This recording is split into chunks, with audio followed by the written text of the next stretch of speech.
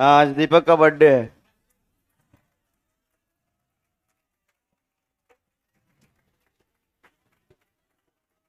अरे बेंच मत तोड़ दो।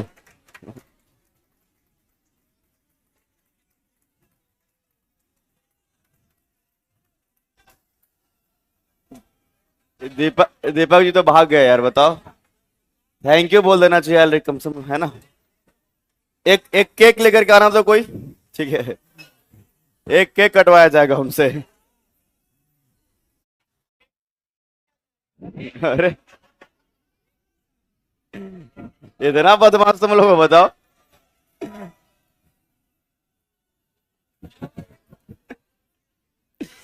बेवकूफ लड़का।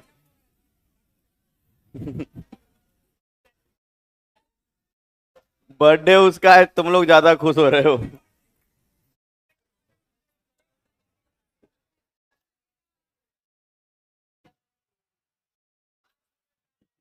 तुम लोग कब बड़ा होगे ये बताओ। ऐसे ही चलते रहेगा।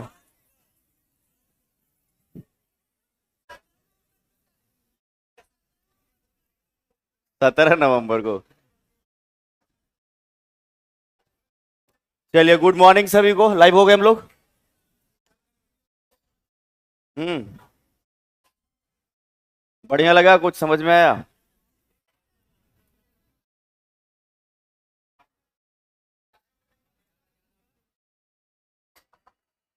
चलिए, तो हम लोग लाइव हो चुके हैं और आगे कंटिन्यू करते हैं हम लोग, है ना। तो उत्तर बिहार की जितनी भी नदियां हैं सबको आप लोगों ने देख लिया है ना। अब दक्षिण बिहार की नदियों को जरा एक नजर में देखा जाए और आज इस चैप्टर को क्लोज करेंगे जरा। दक्षिण बिहार की नदियां।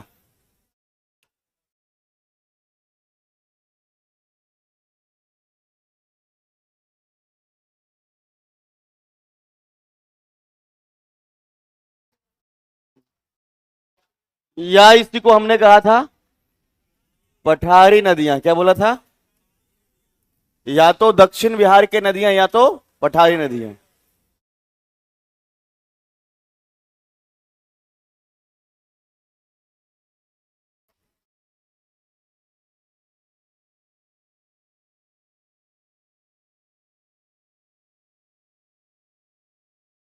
तो सभी लोग ध्यान से देखिएगा। उत्तर बिहार और दक्षिण बिहार के नदियों में सबसे कॉमन अगर डिफरेंस की बात करें तो दो तीन बातों को आपको ध्यान में रखना है। पहली चीज ये कि उत्तर वाला जो आपका है वो सभी हिमालयी नदियां हैं। कैसी है? उत्तर की नदियां हिमालयी थी, जबकि दक्षिण की नदियां सभी जो है वो पठारी है। कैसी है? पठारी है। दूसरा एक और जो हम डिफरेंट बता रहे हैं कि यहां पर जो उत्तर बिहार के नदियां था इसमें स्लोप कम था। क्या बोला हमने? जबकि दक्षिण बिहार की जो नदियां इसमें स्लोप अधिक है, ढाल अधिक है। जैसे मान लो कि अगर देखा जाए कि अगर उत्तर बिहार हल्का स्लोप है तो दक्षिण में ये ज्यादा मिलेगा। तो जहां स्लोप ज्यादा मिलेगा तो नदी का पानी वहां कम रुकेगा। ये बात समझ में आ रहा है? जहां स्लोप कम होगा वहां नदी का धारा कम तेज चलेगा। जहां स्लोप अधिक होगा वहां नदी का धारा अधिक तेज चलेगा। अब मुझे एक बात बताओ कि उत्तर बिहार की नदियां अधिक तेज होगी कि दक्षिण बिहार की? कहां की होगी? और इसका कारण केवल एक है कि स्लोप का ज्यादा होना।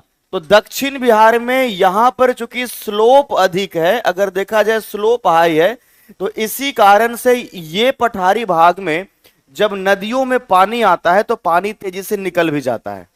बात समझ में आ रहा है कि नहीं आ रहा है? अब उत्तर बिहार में जो बाढ़ का कारण बन रहा था, अगर इसका स्लोप भी अधिक होता तो वो भी थोड़ा कम बन सकता था। जबकि दक्षिण में स्लोप अधिक है जिधर पानी कम होता है। वर्षा ऋतु में तो पानी दक्षिण में रहेगा, लेकिन जब पानी आएगा तुरंत सब पानी खत्म। 15 दिन, 1 महीना, 2 महीना। और अगर पानी उसके बाद भी रहेगा वाटर, तो वो बहुत कम रहेगा, उसका जल स्तर बहुत कम रहेगा। तो सबसे कॉमन बात यह समझना है कि जो साउथ के जो रिवर्स है इधर स्लोप ज्यादा है और इधर स्लोप जो है आपका कम। उत्तर बिहार में स्लोप कम है, दक्षिण बिहार में स्लोप, याद रहेगा। इसी कारण से दक्षिण बिहार के नदियों में पानी कम टिकता है ना। थोड़ा बहुत पानी रहना अलग बात है, लेकिन जल स्तर तुरंत बढ़ेगा भी और तुरंत कम भी जाएगा। तो सबसे पहला नदी जो हम डिस्कस कर रहे हैं वो दक्षिण की अगर बात किया जाए, ये नदी का नाम क्या है? क्या नाम है इसका? गंगा रिवर। तो दक्षिण में अगर बात किया जाए तो सबसे पहला जो पश्चिम की तरफ जो नदी डिस्कस कर रहे हैं, इसका नाम है कर्मनासा। क्या नाम है? क्या नाम है इसका? इसका नाम है कर्मनासा। क्या नाम है इसका? इसका नाम है कर्मनासा। इस रिवर का नाम है कर्मनासा। नाम में ही देखो कहने वाला है कि काम का नाश करने वाला। समझ में आया कि नहीं? पूरा काम को खराब करने वाला जो है ये नदी, इसका कहा जाता है, हिंदू धर्म के अनुसार इसको अपवित्र नदी भी कहा जाता है। तो कर्मनासा नदी के विषय में अगर कहा जाए तो इसका जो उद्गम है वो कैमूर की पहाड़ियों से है। कहां से है? कैमूर की पहाड़ियों से है। तो या तो आपके ऑप्शन में कैमूर की पहाड़ियों के विषय में कहा हुआ रहेगा, या तो आपको याद रखना है कि विंध्यन पर्वत श्रेणी। याद आ रहा है कुछ? विंध्यन पर्वत श्रेणी का ही हिस्सा है ये कैमूर की पहाड़ी।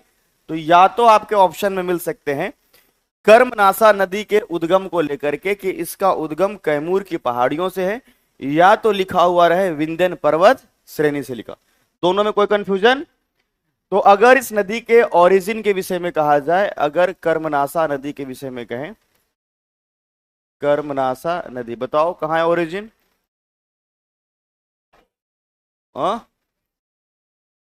जिला कौन सा होगा? दूसरा क्या सुन के तुम लोग बोलते हो खाली? ठीक है, तो ओरिजिन में आपको समझ में आ गया कि ये कैमूर हिल्स से निकला है ना। इसी को अगर कहा जाए तो आपको विंध्यन भी लिखा हुआ मिल सकता है, विंध्यन रेंज में मिल सकता है। याद रखना है कि ये कैमूर से ही निकलती है। कहां से? कहां से? और यहां जो दिख रहा है बक्सर, बक्सर में ही चौसा के नजदीक ये जाकर के गंगा में भी मिल जाती है। समझ में आया? यहां जो बक्सर है, बक्सर में ही जो चौसा हमने बताया था, यही जाकर के ये जो है वो आपका गंगा नदी में मिल जाता है। तो अगर बात किया जाए कि अगर गंगा को ज्वाइन करने की बात किया जाए, ठीक है, बताओ कहां करता है? चौसा में ही करता है, जो कि कहां है? बक्सर। कहां है? बक्सर। तो इस बारे में आपको याद रखना है कि ये बिहार से निकल भी रही है और बिहार में ही बह रही है टोटल। कैमूर से निकल करके कहां तक? कैमूर से निकल करके बक्सर तक। तो यहां पर याद रखना है कि बिहार से ही इसका उद्गम भी है और बिहार के चौसा में ही ये गंगा नदी में भी मिल रहे। और इस प्रकार से इसकी टोटल जो लंबाई है 192 किलोमीटर है। टोटल लेंथ बताओ? 192। और बिहार में कितना? 192। वैसे भी 192 और बिहार में भी 192। हिंदू धर्म के अनुसार इसको अपवित्र नदी माना जाता है। हिंदू धर्म के अनुसार इसको क्या माना जाता है? अपवित्र नदी माना जाता है। कहता है इस नदी का मतलब काम बिगाड़ने वाला नदी। ठीक है, ऐसी कोई हिस्टोरिकल कहानी रही होगी, कुछ युद्ध भी इस नदी के किनारे हुआ इतिहास में, बताओ कोई? चौसा की लड़ाई तो खैर हुई ही हुई है, और बताओ कोई?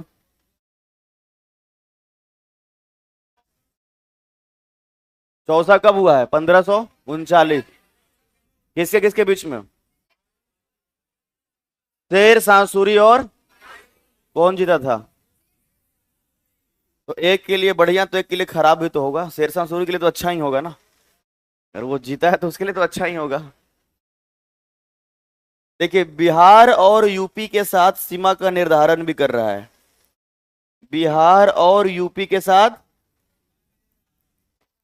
सीमा का निर्धारण, इस बात को भी आपको समझना, बाउंड्री शेयर कर रहा है। तो तीन नदियां जो है आपको लगातार समझ में आ गया होगा। इधर आपका कर्मनासा, इधर घाघरा और यहां गंडक नदी। याद आ रहा है?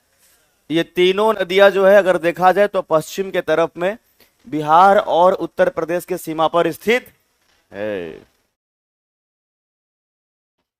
बच्चे तो एक ही कमेंट कर रहे हैं, सर यहां गए थे, वहां गए थे, बताओ।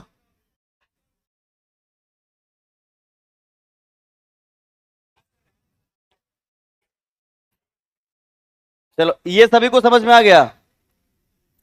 कर्मनासा नदी के बारे में सबको समझ में आया। इसकी टोटल लंबाई कितनी है? 100। ओरिजिन कहां है और गंगा में कहां मिलता है? बिहार और उत्तर प्रदेश के ये जो है वो सीमा पर भी स्थित है। आगे बढ़े, अगला नदी देखना, और ये बहुत ही महत्वपूर्ण है। तो ये आपका कंप्लीट हो गया, और इसका नाम जो है आपका कर्मनासा था, है ना? क्या था? अगला नदी देखना यहां पर ध्यान से, ये नदी कौन सा है?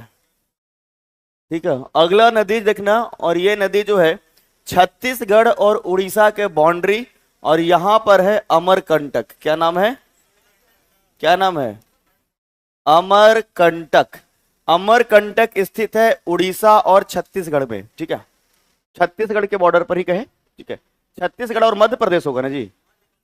छत्तीसगढ़ और मध्य प्रदेश के जो है बॉर्डर पर स्थित है, और यही अमरकंटक से निकल रही एक नदी जिसका नाम है सोन। इसका नाम क्या है? तो सोन नदी उत्तर के तरफ बहेगी, और ये अमरकंटक से अगर निकल रहा है तो ये भी जो अगर देखा जाए तो पठारी नदियां ही हैं, प्रायद्वीपीय नदियां ही हैं। इसका उद्गम कहीं हिमालय से नहीं हो रहा है। जाहिर सी बात है कि भारत का अगर मध्य का हिस्सा है, मध्य प्रदेश का हिस्सा है, छत्तीसगढ़ का हिस्सा है, तो आप इसमें समझिए कि इसका उद्गम किसी भी तरीके से हिमालय से नहीं होगा। ये भी पठारी नदियां हैं, और अमरकंटक से सोन उत्तर के तरफ आते हुए बिहार में प्रवेश करती है रोहतास में। कहां प्रवेश करती है? बिहार में प्रवेश करती है रोहतास में। रोहतास में के साथ साथ औरंगाबाद, आगे अरवल होते हुए ये नदी जो है पहुंच जाती है पटना। कहां पहुंचती है? और पटना में एक जगह है मनेर। क्या नाम है? तो पटना में एक जगह है जिसका नाम है मनेर, और मनेर के नजदीक जो है ये जाकर के गंगा में मिल जाती है। कहां मिल जाती है? कहां? याद रहेगा, सोन नदी का उद्गम कहां से हो रहा है? अमरकंटक छत्तीसगढ़ और मध्य प्रदेश के बाउंड्री पर। ठीक है, अलग अलग किताब में कई जगह पर अमरकंटक मध्य प्रदेश लिखा रहेगा, कई जगह पर छत्तीसगढ़ भी लिखा हुआ मिल सकता है। दोनों के बाउंड्री कैसे हम बताते हैं कि जो बराबर जो पहाड़ी है वो जहानाबाद और गया दोनों के बाउंड्री पे है। तो कई जगह किताब में जहानाबाद भी लिखा मिल सकता है और कई जगह पर गया भी। तो यहां से सोन नदी उत्तर के तरफ आता है, और उत्तर में बिहार में प्रवेश कहां से कर रहा है? बिहार में कहां से? रोहतास से प्रवेश कर रहा है, और उसके बाद औरंगाबाद अरवल होते हुए ये कहां जा रहा है? पटना। पटना में कौन सा जगह? मनेर के पास ये गंगा नदी में मिल जा रही। इस नदी की कुल लंबाई लगभग 700 किलोमीटर है। कितना है? लेकिन बिहार में केवल 1/3। बिहार में केवल 1/3। इतना लेट से आते हैं जी, प्रत्येक दिन लेट से आते हैं आप। हाँ, खाना बनाना होता है, लेट से नहीं आना है। 2-3 नदी निकल जाता है तो आते हैं आप। बताओ, इतना लेट से। इस नदी का नाम क्या है? सोन। इसका नाम क्या है? सोन नदी के विषय में कहा जाए तो इस बात को समझिएगा, सोन रिवर के विषय में कहा जाए तो इस बात को समझना है कि इसका ओरिजिन कहां है? बताओ, ओरिजिन बताओ। उद्गम कहां है? अमरकंटक कहां है? छत्तीसगढ़ और मध्य प्रदेश के। तो कई जगह पर छत्तीसगढ़ भी लिखा हुआ मिल सकता है और कई जगह पर मध्य प्रदेश भी। ठीक है, अब बताओ बिहार में प्रवेश कहां कर रही है? करे मनेर में कहां पर मिलता है? फलन चचा के घरवा के बगलवा में। अब मनेर में भी जाकर बताइए बेटो। पटना में जगह का नाम है मनेर। मनेर घर है ना, तो अब जाके तो दिखा नहीं सकते हैं कहीं पर हर एक जगह पे, पार्टिकुलर जगह है। ठीक है,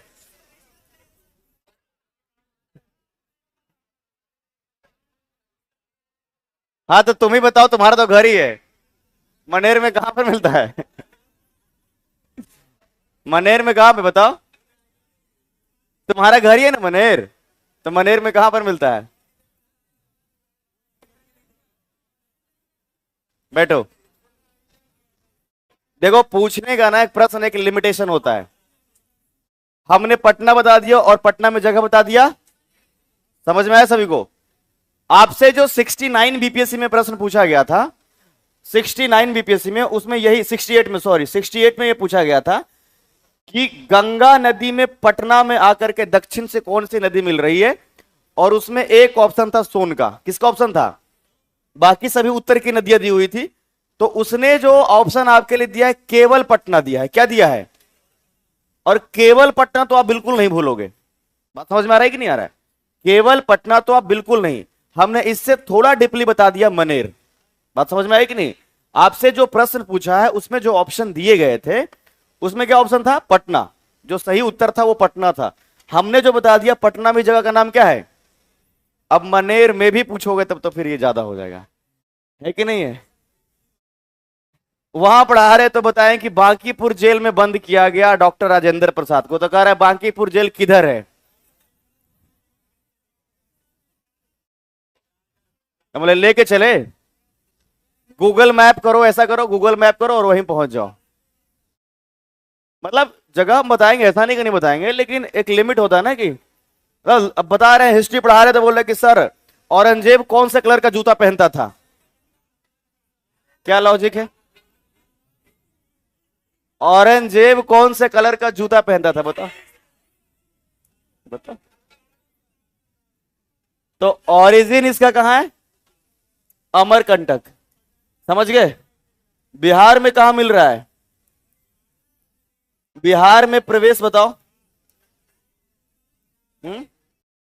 अरे सोन है ना, तो रोहतास याद रखना है। कहां? बिहार में कहा इंटर करेगा? इंटर्स इन बिहार एट रोहतास। कहां पर बताओ? टोटल लेंथ बताओ इसमें। तो देखो यहां पर इसकी लंबाई जनरली नहीं पूछा, कारण क्या है कि 700 किलोमीटर के लगभग इसकी लंबाई है, जिसका 1/3 भाग जो है वो बिहार में रहता है। समझ में आया? तो 700 का अगर 1/3 करेंगे तो लगभग कितना होगा? 250 किलोमीटर। तो अगर मान लीजिए इन केस ऐसे प्रश्न बने भी, तो बस दिमाग में ये सेट रखना है कि लगभग जो है 250 या 230 किलोमीटर हो गया, 215 किलोमीटर, अगर ऐसे ऑप्शंस मिले तो। अब इसमें एडजेक्ट हम जो है कहीं पर मेंशन करेंगे नहीं कि 215 किलोमीटर 210, 4 किताब पढ़ोगे ऐसा ही मिलेगा उसमें, ठीक है? और इसमें एक्चुअल में कहीं पर डेटा लिखा हुआ भी नहीं इसके बारे में। तो सोन के बारे में यह याद रखना है कि बिहार में रोहतास से, इसके अलावे अगर कहा जाए तो रोहतास के अलावे कहां कहां बहती है? रोहतास के अलावे औरंगाबाद, औरंगाबाद, अरवल, कहां बोला हमने? और उसके बाद पटना। कहां बोला हमने? पटना। भोजपुर में जो पश्चिमी सोन नहर है उसका पानी जाता है, ठीक है? हाँ, कोइलवर एक पार्टिकुलर जगह है जिसका नाम है कोइलवर, और इसी पर एक पुल बना हुआ है जो बहुत चर्चित है, कोइलवर पुल। इसी के पैरेलल एक और पुल बना है अभी, जिसका नाम वशिष्ठ नारायण के नाम पे रखा गया है, ठीक है? जो गणितज्ञ थे ना बिहार के, वशिष्ठ नारायण पुल नाम रखा गया है, और ये बिहार के बहुत ही चर्चित गणितज्ञ थे, ठीक है? अभी बिहार विभूतियां पढ़ाएंगे तो इनका नाम भी मिलेगा। तो कोइलवर पुल जो है ये रोहतास के डेहरी में, कहां है? रोहतास के डेहरी में बना हुआ है, और इसी के पैरेलल 500 मीटर के दूरी पर एक और पुल है जिसका नाम क्या है? हा?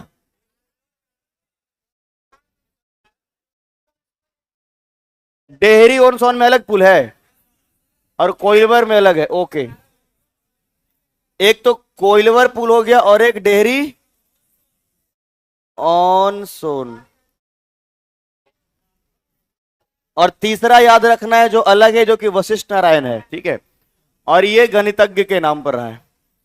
तो सोन नदी पर ही बना हुआ है, और सोन नदी पर ही बिहार का सबसे पुराना जो है वो नदी घाटी परियोजना बना है, जो कि 1874 में बना है, 1874 में। और ये जो है सोन नदी घाटी परियोजना, सोन नदी, तो कैनाल के बारे में जब हम बताएंगे तो ये फिर से जो है हम आपको डिस्कस भी करेंगे। बिहार का सबसे पुराना, सबसे ओल्डेस्ट आपका रिवर कैनाल मिलेगा, और वो ये है सोन नदी घाटी परियोजना, सबसे पुराना, सबसे पुराना। तो यहां से दो नहर निकाला गया है बैराज बना करके, एक पूरब के तरफ और एक पश्चिम के तरफ, डेहरी में। कहां पर? सोन नदी पर, डेहरी में, सोन नदी पर डेहरी में, यहां पर बैराज बनाकर, बांध बना करके दो नहर निकाला गया, एक पश्चिम के तरफ और एक पूरब के तरफ। 1874 कब निकाला गया? 1800। बिहार का सबसे पुराना नदी घाटी परियोजना यही है आपका। सबसे ओल्डेस्ट जो है रिवर कैनाल अगर कहा जाए तो यही बना है 1874 में। सोन नदी समझ में आया सबको? हाँ। दक्षिण बिहार के सबसे प्रमुख नदियों में एक है सोन। इसमें भी पानी लगभग हमेशा रहता है सोन नदी में, और गंगा की दक्षिण की तरफ से सबसे प्रमुख सहायक नदी है।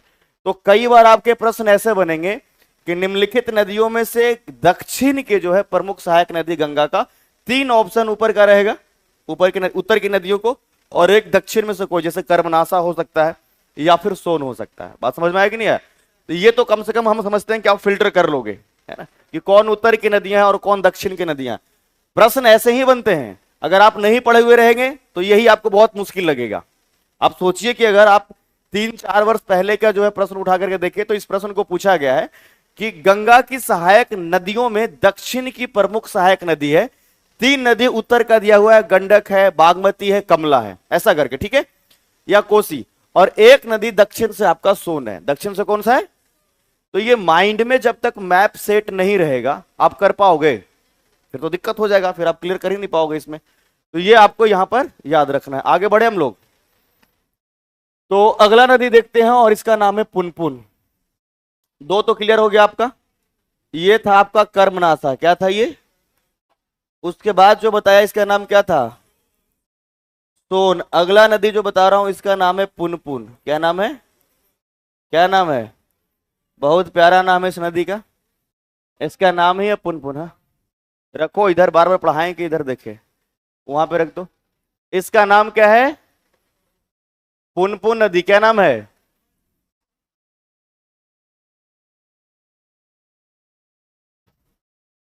तो पुनपुन रिवर की अगर बात किया जाए तो ये भी झारखंड से आएगा। कहां से आएगा? और झारखंड में छोटा नागपुर का पठार के हिस्से में एक पहाड़ी है और उसको कहते हैं चोरहा की पहाड़ी, नाम ही उसका। क्या नाम है? तो ये पलामू में है। कहां है? झारखंड के पलामू। पलामू में चौरहा की पहाड़ी, हिल का नाम क्या है? चौरहा हिल से ये जो है निकलता है पुनपुन नदी। और अगर बिहार में कहा जाए तो बिहार में औरंगाबाद से प्रवेश करता है।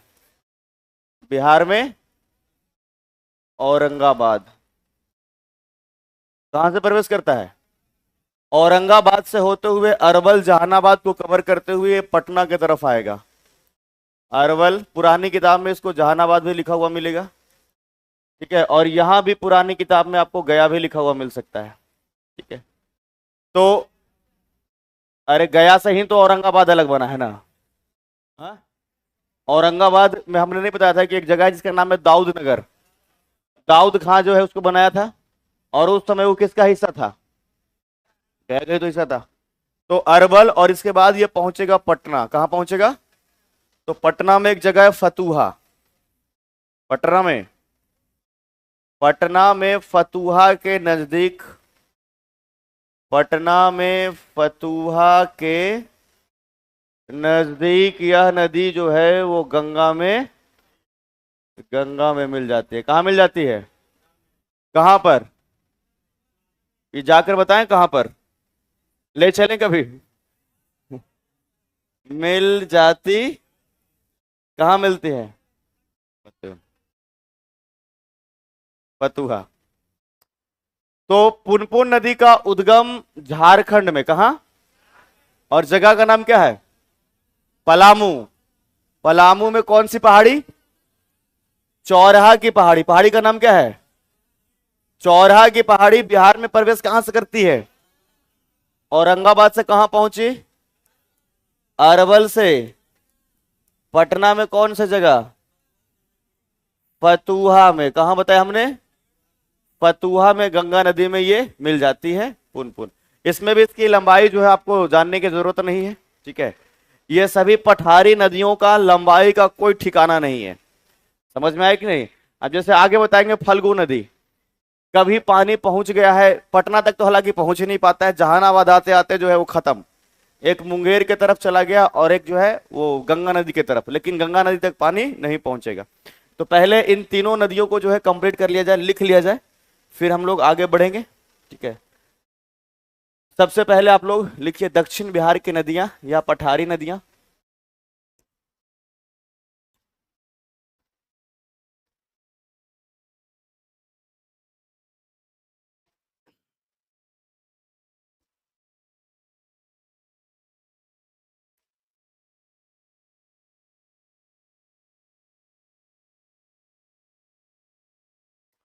दक्षिण बिहार की नदियां या पठारी नदियां, रिवर्स ऑफ साउथ बिहार और प्लेटू रिवर्स।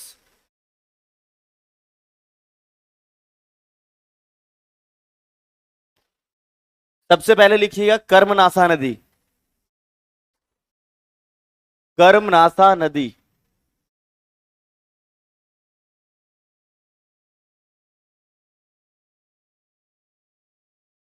कर्मनासा रिवर लिखकर डैश दीजिएगा।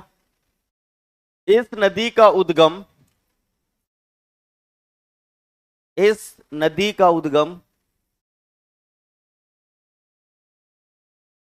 इस नदी का उद्गम कैमूर की पहाड़ियों से है।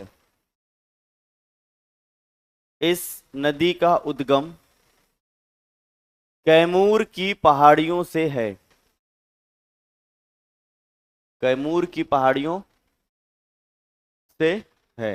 लिखिएगा आगे। यह नदी बिहार तथा उत्तर प्रदेश के साथ सीमा साझा करती है। सीमा साझा करती है। The origin of this river is, the origin of this river is Kaimur hills.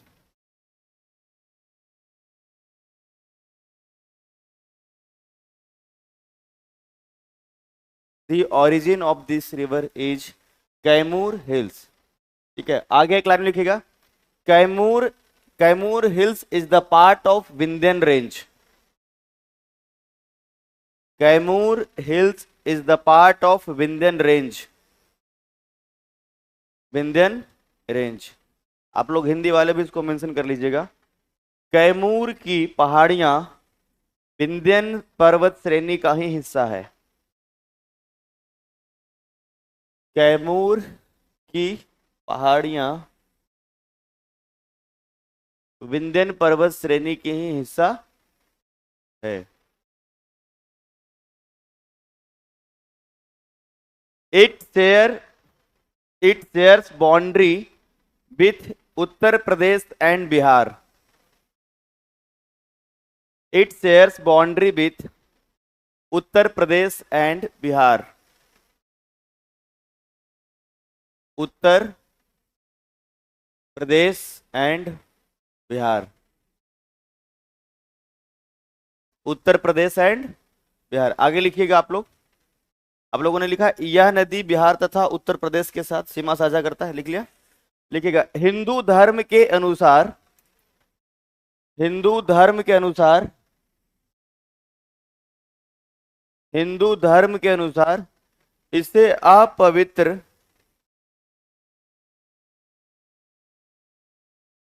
Hindu धर्म के अनुसार इसे अपवित्र नदी माना जाता है। According to Hindu religion, according to Hindu religion it is अपवित्र को क्या बोलेंगे जी? इम्प्योर। इम्प्योर ठीक नहीं है, कोई और वर्ड बताओ, इंग्लिश वाले बताओ। इम्प्योर ठीक नहीं है, बताओ। अपवित्र को क्या बोलेंगे? स्थापित क्या बोलते, किसको बोलते? गलत। स्पेलिंग बताओ। CURAC। It is a curse.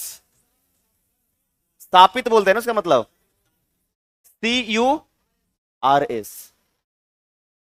CURS। Impure ठीक वर्ड नहीं है।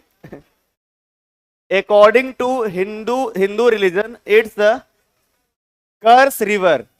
सही प्रॉपर है ना, कोई दिक्कत तो नहीं ना। अपवित्र या सापित इसका मतलब होता है ना। It is a curse river according to the Hindu religion it's a, या it is a curse river.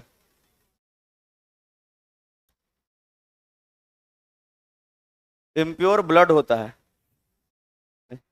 Impure बोलेंगे तो सही वर्ड नहीं आएगा, नहीं। चलिए आगे लिखिएगा, इसी में और थोड़ा लिखिए। कर्मनासा नदी चौसा, ब्रैकेट में लिखिएगा बक्सर, के नजदीक गंगा नदी में मिल जाती है।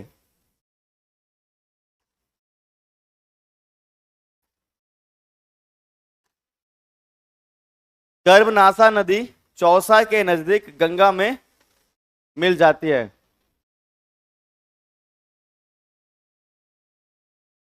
Karmanasa river joins Ganga, Karmanasa river joins Ganga at Chausa in Buxar district.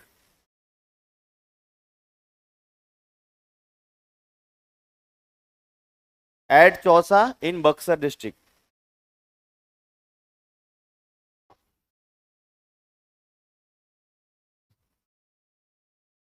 लिख लिए। आगे लिखिए अगला, सोन नदी। हाँ, लंबाई, okay. The total distance of Karmanasa river is 192 kilometre. The total distance of Karmanasa river is 192 kilometre. Karmanasa नदी की कुल लंबाई, कर्मनासा नदी की कुल लंबाई 192 किलोमीटर है। कर्मनासा नदी की कुल लंबाई 192। तुम तिरछा इतना कैसे लिखते हो जी? सर शुरू कर रहे हो एकदम रोहतास से और लेके जा रहे हो किशनगंज तक। दो कॉपी दो, कॉपी दो मुझे, कॉपी दो तुम। देखो ये शुरू करता है यहां से, खत्म करता है यहाँ। देखो देखो, देख रहा है आप? इसको ठीक करो धीरे धीरे, ठीक है। और सब हर एक पेज में ऐसे ही लिखा है। तुम ऐसे जब बैठते हो ना तो ऐसे मत बैठा करो, प्रॉपर ऐसे बैठा करो, ठीक है। तुम्हारा हाथ ऐसे रहता होगा तिरछा इस पे, सीधे बैठोगे ना तो सीधे लिख पाओगे, ठीक है। कर्मनासा नदी की कुल लंबाई कितनी है? 192 किलोमीटर। आगे लिखो। सोन नदी विस्तार में आपको ये कैमूर और साथ साथ में बक्सर याद रखना है।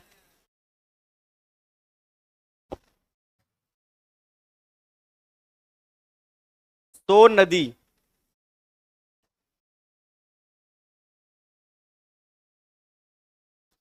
इस नदी का उद्गम, इस नदी का उद्गम छत्तीसगढ़ के अमरकंटक से है।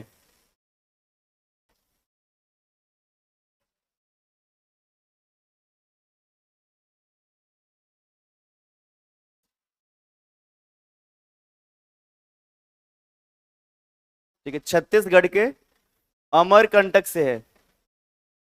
The origin of Son river is Amarkantak हिल,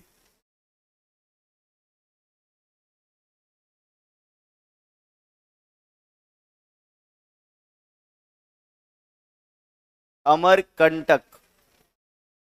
फिर तिरछा जा रहा है तुम्हारा हाथ, सीधा सीधा करो, सीधा। वहीं से तुम्हारा आधा के बाद, हाँ अभी सही है, एकदम सही है। मेन से लिखोगे तो कैसे चलेगा काम? The origin of Son river is Amarkantak hills, ठीक है, इन छत्तीसगढ़, इन छत्तीसगढ़ लिखे। लिखो लिखो, डरो मत, लिख लो, तिरछाएं लिख लो, कोई दिक्कत नहीं, नहीं देखेंगे। आगे लिखेगा, लिख लिया। बिहार में इस नदी का प्रवेश, बिहार में इस नदी का प्रवेश रोहतास जिले में है।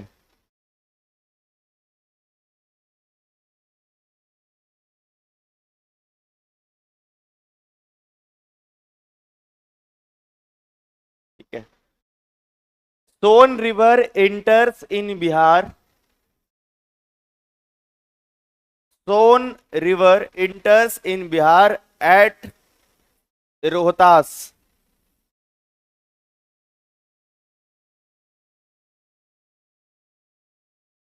एट रोहतास। आगे लिखिएगा। इस नदी का बहाव, इस नदी का बहाव रोहतास, औरंगाबाद, औरंगाबाद तथा पटना आदि जिलों में है। अरवल लिखे, अच्छा ठीक है, औरंगाबाद, अरवल तथा पटना आदि जिलों में है।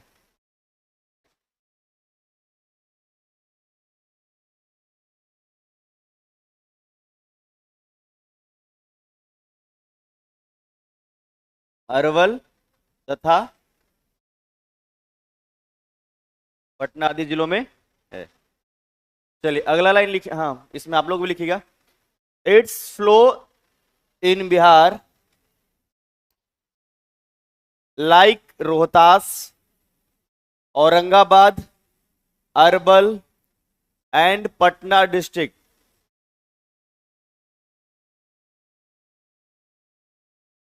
And Patna district. आगे लिखिएगा। सोन नदी पटना के मनेर में,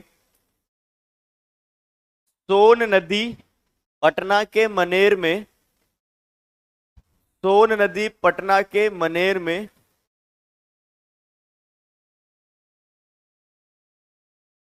सोन नदी पटना के मनेर में गंगा नदी में मिल जाती है।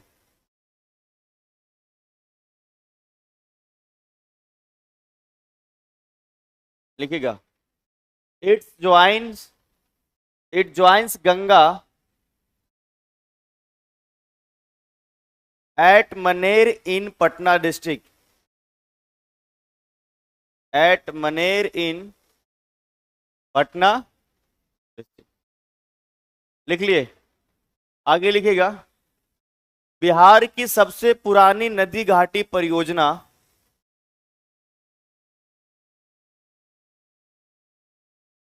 नदी, बिहार की सबसे पुरानी नदी घाटी परियोजना सोन नहर परियोजना, पूरा नाम उसका है ना, सबसे पुरानी नदी घाटी परियोजना। उसके बाद लिखिएगा सोन नहर परियोजना,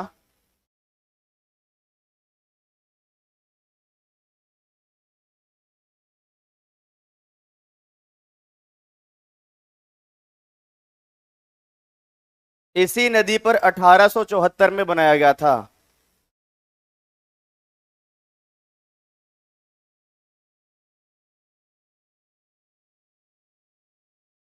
ठीक है।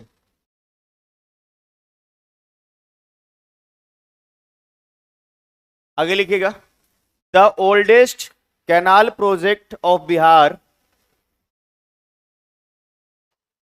The oldest canal project of Bihar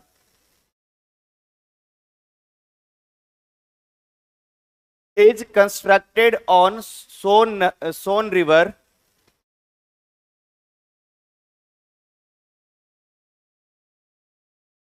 on 1874.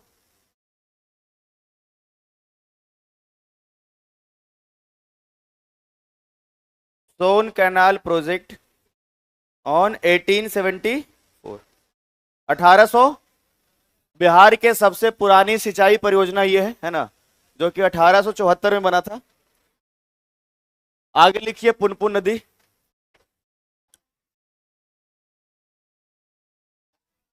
कौन सी लाइन? लंबाई इसमें नहीं लिखना है, सोन नदी में लिखना ही नहीं है। लिख लो, अगर मनी है तो लगभग 700 किलोमीटर मनी कर रहा है, तो अलग अलग किताब में मिलेगा अलग अलग।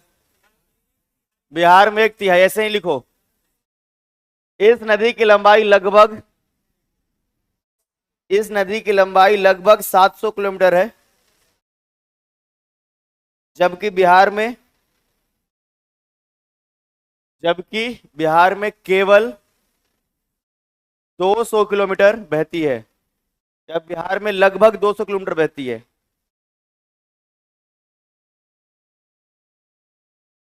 ठीक है।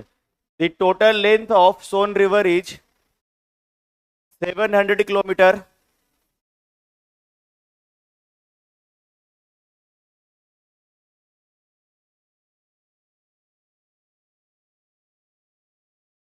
But the flow of Son river in Bihar is near 200 kilometre.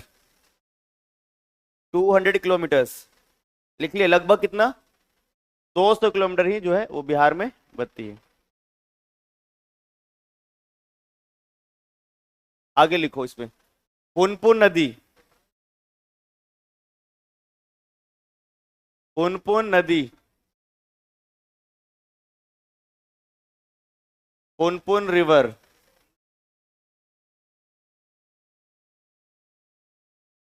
ठीक है, इसमें लिखिएगा, इस नदी का उद्गम, इस नदी का उद्गम, इस नदी का उद्गम पलामू के चौराहा की पहाड़ियों से है।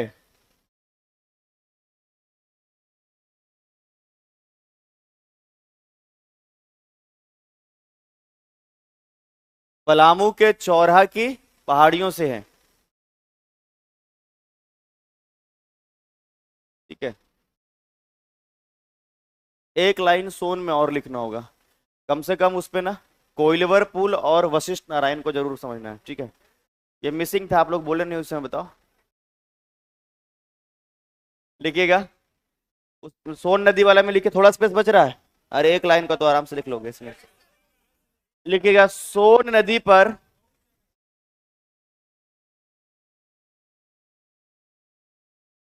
कोइलवर पुल का एग्जैक्ट लोकेशन क्या है बताना।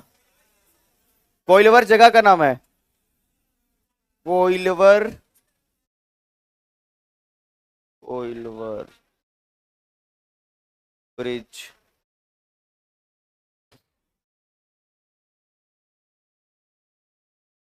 आरा में है ना, चलो लिखना, सोन नदी पर, सोन नदी पर स्थित कोइलवर पुल, सोन नदी पर स्थित कोइलवर पुल आरा में है। एक तो कोइलवर समझ में आ गया है कि छोटी जगह है, लेकिन वो अगर जिला की बात किया तो आरा, भोजपुर। समझ में आया? ठीक है, Koilwar bridge is situated on Son river at Koilwar in Ara. Koilwar भी एक जगह का नाम है ना।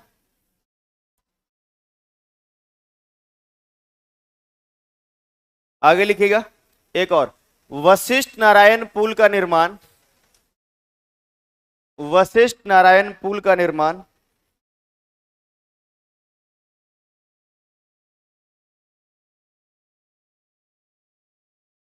पुल का निर्माण भी सोन नदी पे किया गया है।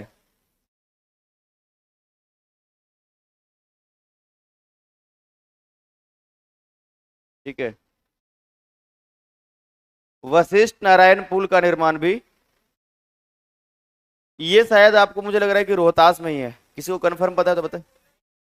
उसी के बगल में, ओके। जो लोग भोजपुर के होंगे उनको बहुत अच्छे से पता होगा, है ना। आगे लिखिएगा, इसमें आप लोग, Vashishtha Narayan bridge is constructed near Koilwar, Vashishtha Narayan bridge constructed near Koilwar in Bhojpur district.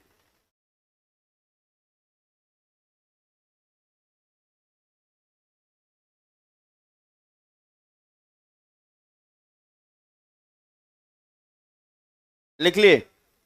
अब लिखिए आप लोग पुनपुन नदी।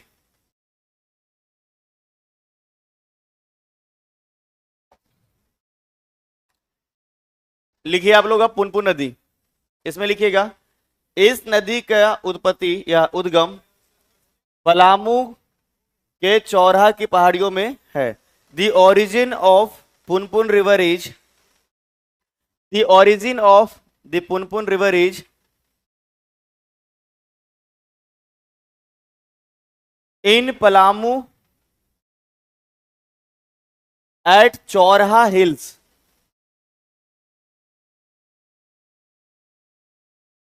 Eight Chauraha hills.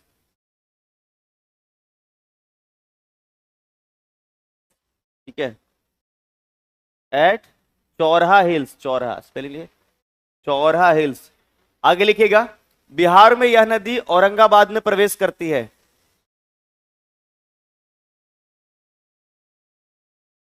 बिहार में यह नदी औरंगाबाद में प्रवेश करती है।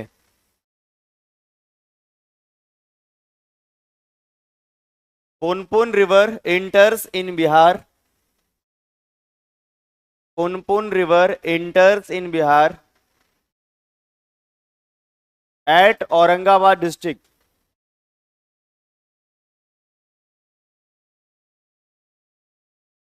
ठीक है, आगे लिखिएगा इस नदी का प्रवाह बिहार के इस नदी का प्रवाह Bihar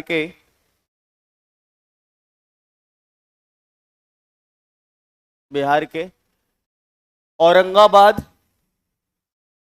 herbal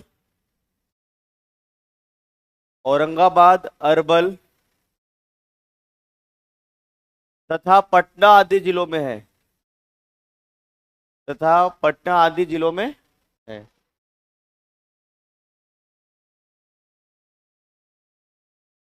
The flow of Punpun river is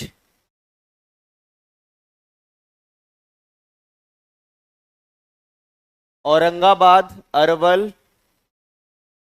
and Patna districts.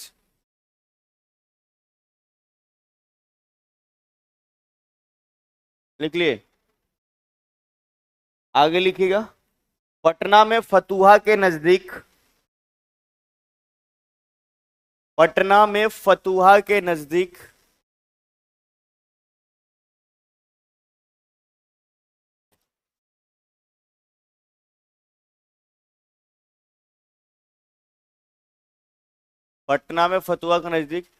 यह नदी गंगा में मिल जाती है।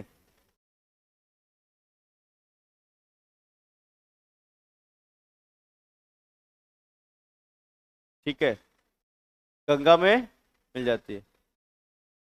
It joins Ganga at Fatuha in Patna district. It joins Ganga at Fatuha in Patna district. इन लोगों का कमेंट तो अलग चलते रहता है सर, ऑनलाइन वालों पर ध्यान नहीं देते हैं।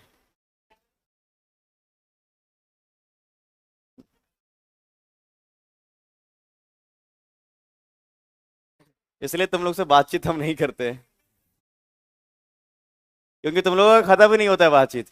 एक सेशन रखा जाएगा जिसमें केवल बातचीत किया जाएगा, है ना, केवल बातचीत ही चलेगा उसमें, आपकी बातें और हमारी बातें, है ना। वो तो आना ही आना है, ये तो कंफर्म है। देखो ये नदी कौन सा आपने देखा? कर्मनासा। इसके बाद ये कौन सा है? सोन के बाद पुनपुन नदी। कौन सा? और इसके बाद जो है वो है फल्गु नदी। कौन सा है? ये फल्गु नदी। तो फल्गु रिवर के बारे में सब लोग ध्यान से देखिएगा। अगर फल्गु नदी के विषय में कहा जाए या फल्गु रिवर के विषय में कहा जाए तो ध्यान से समझिएगा, ये नदी भी झारखंड से निकल रही है। कहां से? ये नदी कहां से आ रही है? अगर इस नदी का ओरिजिन के विषय में भी कहा जाए तो ये झारखंड में ही है। कहाँ है? और झारखंड में अगर कहा जाए तो एक जगह है जिसका नाम है हजारीबाग। क्या नाम है? हजारीबाग। और यहां विस्तार है छोटा नागपुर के पठार का।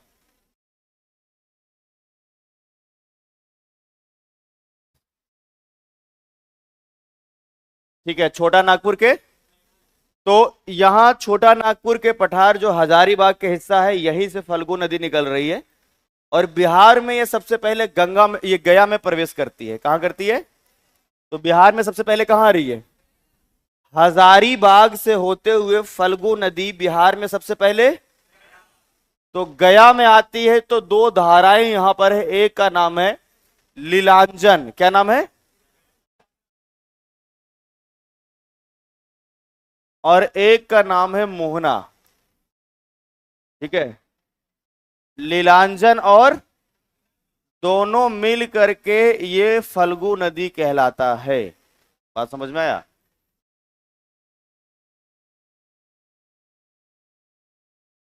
लीलांजन और मोहना दोनों कहां पर मिल रहा है? गया में। गया में बोध गया के नजदीक। ठीक है, एक लीलांजन और दूसरा, और दोनों मिल करके फल्गु नदी बन रही है ये गया में। तो ये फल्गु नदी हिस्टोरिकल दृष्टिकोण से अगर देखा जाए तो ये बहुत ही इंपॉर्टेंट नदी है। ठीक है ना? एंशिएंट टाइम में इसी को निरंजना कहते थे। क्या कहते थे? और निरंजना नदी से तो कुछ बातें याद आ रहा होगा। गौतम बुद्ध को ज्ञान की कौन से नदी के तट पर? हाँ? निरंजना नदी के तट पर। तो इस दृष्टिकोण से देखा जाए तो एक बहुत ही महत्वपूर्ण नदी है दक्षिण बिहार का। यहीं पर एक पीपल के वृक्ष के नीचे है ना, बोध गया में। तो एंशिएंट टाइम पर ये जो है ना फल्गु नदी को ही निरंजना कहते थे। अभी कोई निरंजना नाम से जानता नहीं है कि ये निरंजना नदी है। अभी केवल और केवल फल्गु नदी। कौन सा नदी? तो नाम बदल जाएगा लेकिन नदी तो वही रहेगा ना। नदी थोड़े ना बदल जाएगा, वो तो वही है पहले भी। हो सकता है आने वाले समय में फिर से नाम बदल दिया जाए। तो यहां पर गौतम बुद्ध को ज्ञान की प्राप्ति हुई। इस तरीके से ऐतिहासिक रूप से बहुत ही महत्वपूर्ण नदी है। गया के बाद ये नदी जाती है जहानाबाद में। कहां जाती है? और जहानाबाद में इस नदी की दो धाराएं बन जाती है। एक उत्तर में पटना की तरफ निकलती है और एक जो है पूरब के तरफ में मुंगेर की तरफ चला जाता है। कहां चला जाता है? तो यहां देखो, अगर इधर जाएंगे तो हम लोग मुंगेर की तरफ जाएंगे, और सीधे नॉर्थ जाएंगे तो कहां जाएगा? पटना जाएगा। कहां जाएगा? लेकिन फल्गु नदी अपने धारा को पटना तक नहीं पहुंचा पाती है। बात समझ में आया? और इसका कारण यह है कि इसमें इतना अधिक पानी ही नहीं रहता है लंबे अरसे तक। पठारी नदी है ना, पठार से निकला है, प्लेटू से निकला है। तो जो वर्षा ऋतु रहेगा, बरसात का समय रहेगा, तो बरसात में इसमें पानी रहेगा। और इस नदी का ढलान तो और नदियों की तुलना में सबसे अधिक है। बात समझ में आया? इस नदी का ढलान और नदियों के तुलना में सबसे अधिक है। तो जैसे ही जो है हजारीबाग से पानी आना शुरू होगा, झारखंड से पानी आना शुरू होगा, तो गया में लगेगा कि एक बार में एकदम बाढ़ बन जाएगा। गया में ही जो बोध गया है, इसी नदी पर एक पुल बनाया गया था। ठीक है, अब थोड़ा हम विशेष रूप से बता भी पाएंगे क्योंकि आप लोग जानते हैं। ठीक है, तो बोध गया में एक पुल बनाया गया अभी से लगभग 10-15 वर्ष पहले। और पुल की ऊंचाई बहुत कम थी। तो अभी जो पानी आता है जब वर्षा के समय में, वर्षा ऋतु में, तो पुल के ऊपर से पानी निकलता है। समझ में आ रहा है? बोध गया में यहीं पर जो है एकदम ठीक बोध गया में, तो पुल के ऊपर से जब पानी खूब भर करके आएगा फल्गु में, तो नीचे से जा रहा है, फिर जाता है तो ऊपर से आना शुरू हो जाएगा। समझ में आया कि नहीं आया? तो बाद में जो है इस पुल को पास नहीं किया गया, जिस कंपनी के द्वारा बनाया गया, जिस ठेकेदार के द्वारा, तो इसको पास नहीं किया गया, गवर्नमेंट ने इसको पास नहीं किया। तो उसके बाद क्या किया जाता है कि अगर इस पुल से आपको गुजरना है तो पैसा देके गुजरना होगा। पता ये बात है? इस पुल से गुजरना है तो पैसा देकर के गुजरना है। आप 4 व्हीलर लेकर के जाइएगा तो आपसे वहां पर 10 रुपए लिए जाएंगे इस पुल से गुजरने के लिए। ऐसा ही होता है, ये बात पता है आपको? जैसे जो टोल होता है वो तो एक सरकारी हो गया ना, कई जगह पर जो है इसने बना दिया। और बना दिया, और अभी तक यहाँ पर दूसरा पुल का निर्माण नहीं हुआ है। तो एक तरफ बोध गया से गांव की तरफ जाने के लिए, हालांकि उस तरफ एक बहुत ही बड़ा होटल बनाया गया है महामाया, और जाने का एकमात्र रास्ता यही है जब पानी भरा हुआ रहेगा तो। अब इसमें से जब आप गुजरिए तो आपसे पैसा लिया जाएगा, लेकिन किस बात का पैसा? तो पुल बना है तो पास आज तक नहीं हुआ है, और ये पैसा 15 साल से लिया जा रहा है। तो ये सब केवल बिहार में संभव है। कहां संभव है? तो पुल के ऊपर से पानी गुजरता है यहां पर। अच्छा, बरसात के समय में इधर और इधर जो है पुलिस खड़ा हुआ रहेगा कि कोई जब पानी चल रहा है ना तो कोई गलती से पुल पार न कर जाए। लेकिन फिर भी कुछ खुराफाती मान लीजिए कि कभी पार हो गया, इधर से तो पार हो जाएगा लेकिन पुलिस से पार नहीं होगा, उसके बाद धर के उसको जो मारना शुरू करेगा कि अगर तुम चले जा।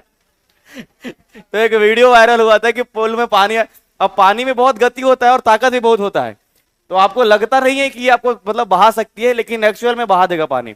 अब वैसे में दौड़ करके एक लड़का पार हो गया एकदम इधर से उधर। पार होने के बाद उधर पुलिस इंतजार किया हुआ है, हालांकि उसके पहले उसके पिताजी उसका कुटैया किए, और पिताजी कुटैया करने के बाद फिर पुलिस भी कुटैया कर रहा है। ये सब संभव केवल यही है। कौन सी नदी पर है ये? फल्गु नदी। तो गया के बाद ये पहुंचता है जहानाबाद। कहां? और जहानाबाद से दो भागों में, एक चला जाएगा आगे इधर मुंगेर की तरफ, तो खेत से गुजरेगा तो नहर की तरह एकदम बन जाता है, बहुत छोटा सा, लगेगा ही नहीं कि फिर नदी है आगे चल करके। सबसे अधिक जो है वो फल्गु नदी जो है वो गया में ही चौड़ा दिखेगा, और इस नदी में सबसे अधिक बालू भी जो है वो गया में ही है, क्योंकि आगे तो नहर का हिस्सा बन जाता है जहानाबाद के बाद। पूरा पटना तक अपना पानी को नहीं पहुंचा पाता है, और उधर ना तो मुंगेर के टाल तक पहुंचा पाता है। बात को समझिएगा, इसलिए इसकी लंबाई ज्ञात करना तो एकदम असंभव है। बात समझ में आ रहा है कि नहीं आ रहा है? कहां तक नदी है ये पता ही नहीं है। जब बहुत अधिक पानी है तो जहानाबाद भी खत्म कर दिया, आगे निकल गया, और जब पानी नहीं तो केवल और केवल यहीं पर।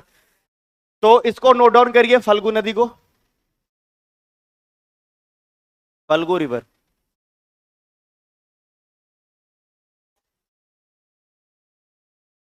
ये बाद में पता चला कि हम गया के हैं। ठीक। हाँ, लिख, फल्गु रिवर लिखिएगा। इस नदी का उद्गम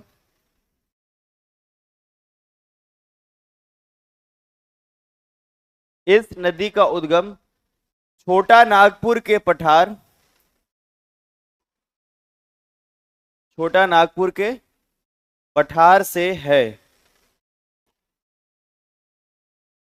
छोटा नागपुर के पठार से है। The origin of this river is the origin of this river is छोटा नागपुर प्लेटू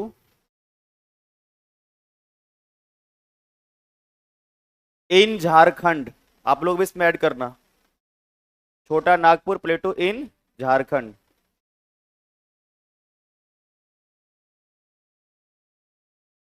छोटा नागपुर प्लेटू इन झारखंड। आप लोग लिखिएगा छोटा नागपुर के कहां से? पठार से है, जो कि झारखंड से, जो कि झारखंड से, झारखंड से प्रवाहित होकर बिहार आती है। झारखंड से प्रवाहित होकर बिहार आती है। झारखंड से प्रवाहित होते हुए बिहार आती है।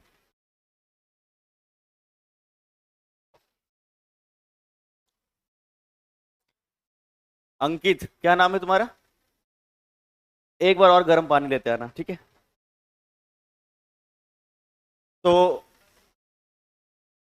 दीपक का आज बर्थडे है, कोई नहीं कुछ बोलेगा।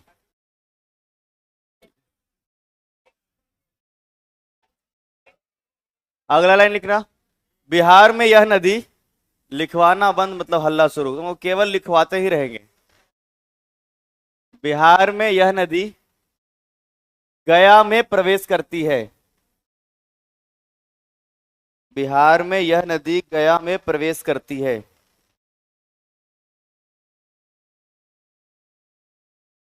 गया में प्रवेश करती है।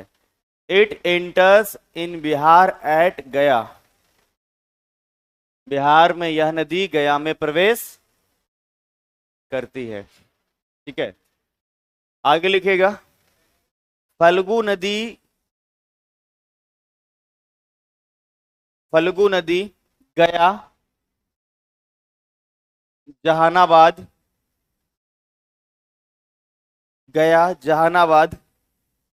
से होते हुए पटना की ओर बहती है। गया जहानाबाद से होते हुए पटना की ओर बहती है।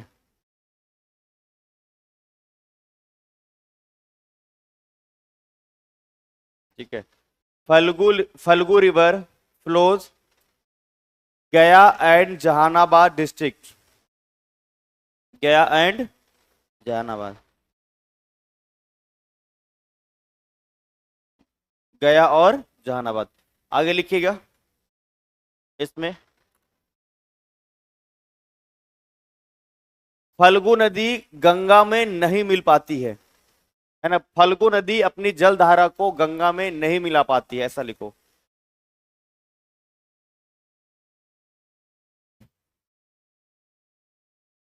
ठीक है। It's not join Ganga river at any place.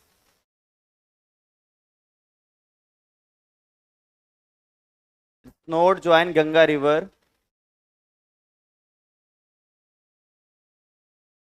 At any place. ठीक है। लिखिए, इस नदी का पुराना नाम, प्राचीन नाम निरंजना है।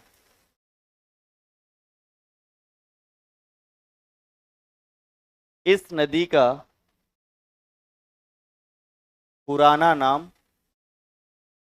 है ना, प्राचीन नाम निरंजना है। The ancient name of Phalgu river is Niranjana.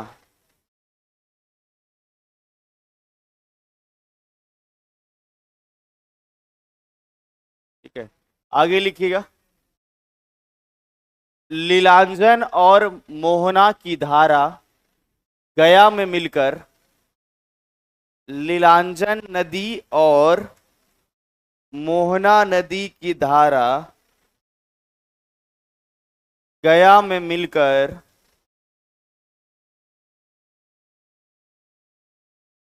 गया में मिलकर गया में मिलकर फल्गु नदी का निर्माण करती है, या फल्गु नदी बनती है। The stream of Lilanjan and Mohana river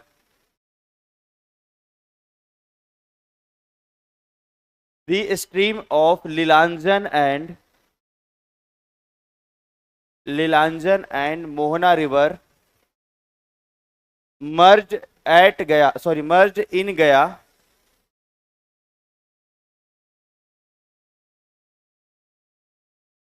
and form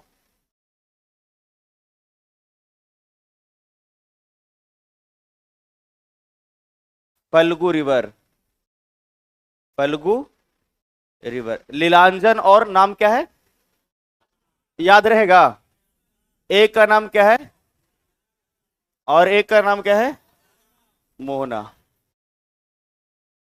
चलिए आगे बढ़े हम लोग। ये गौतम बुद्ध वाली बातें तो आपको याद रहेगा, इसमें मुझे नहीं लगता है कि आप भूल भी पाओगे। लिखवा दे इसको भी। लिखेगा, ऐतिहासिक दृष्टिकोण से, अरे नहीं भूलोगे, हमको तो नहीं लग रहा है। भूल के ऊपर वाला बात थोड़ा लिखाया जाएगा। आगे बढ़े हम लोग। चलिए, तो अब यहां तक आपका जो है वो मेन रिवर था साउथ में। इसके बाद जो है आपको केवल नाम याद रखना है। ठीक है। ये कौन सा था बताओ, भूलना एकदम नहीं है, सीक्वेंस में बताओ। सोन, और बताओ पुनपुन, और बताओ फल्गु। कौन सा हुआ, आगे याद रखना सकरी। इसका नाम क्या है, बताओ क्या नाम है। उसके आगे मिलेगा क्यूल। क्या मिलेगा, क्यूल। क्या बोला हमने, उसके आगे मिलेगा चानन, या जिसको चंदन भी कहते हैं। ठीक है। और अंतिम में याद रखना है आपको अजय। इस सबका केवल नाम याद रखना है, सीक्वेंस में याद रखो, ठीक है।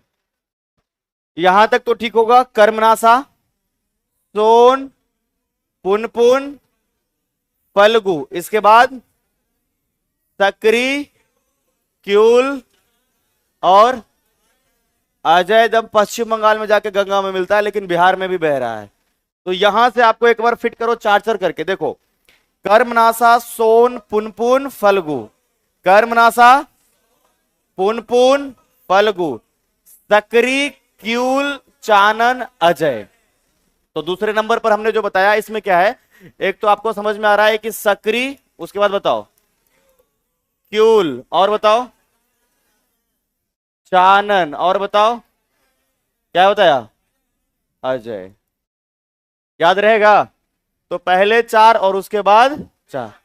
तो आप लोग इसमें क्या करिए कि एक मैप बनाइए, और मैप बना करके इस सभी नदी को उसमें जो है आपको दिखाना है। समझ में आया कि नहीं आया? सीक्वेंस में होना चाहिए।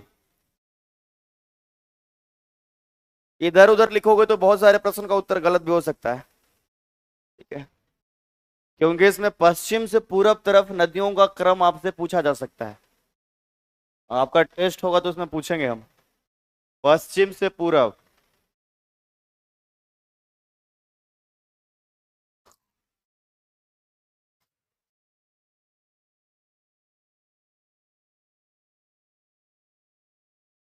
पहले चार और फिर उसके बाद चार, 8 नदी आपको याद रखना है।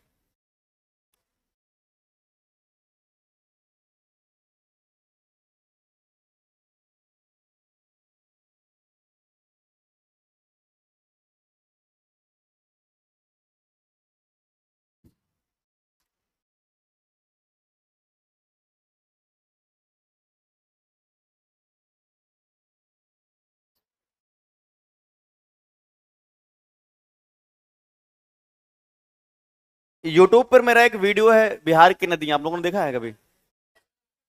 हाँ, बहुत ही पॉपुलर वीडियो है जी। आप लोग रैंडम भी सर्च करोगे बिहार की नदियां तो मेरा ही वीडियो आएगा। केजीएस बिहार एग्जाम पे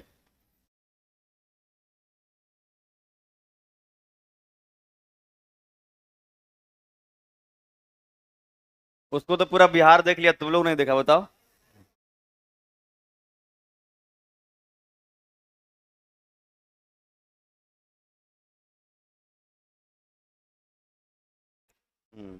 एक शॉर्ट वीडियो होगा 10 मिनट का, एक होगा 1.5 घंटे का लगभग। नहीं, हाँ तो एक देखो फिर 1.5 घंटे का होगा। 1 घंटे 22 मिनट, यस।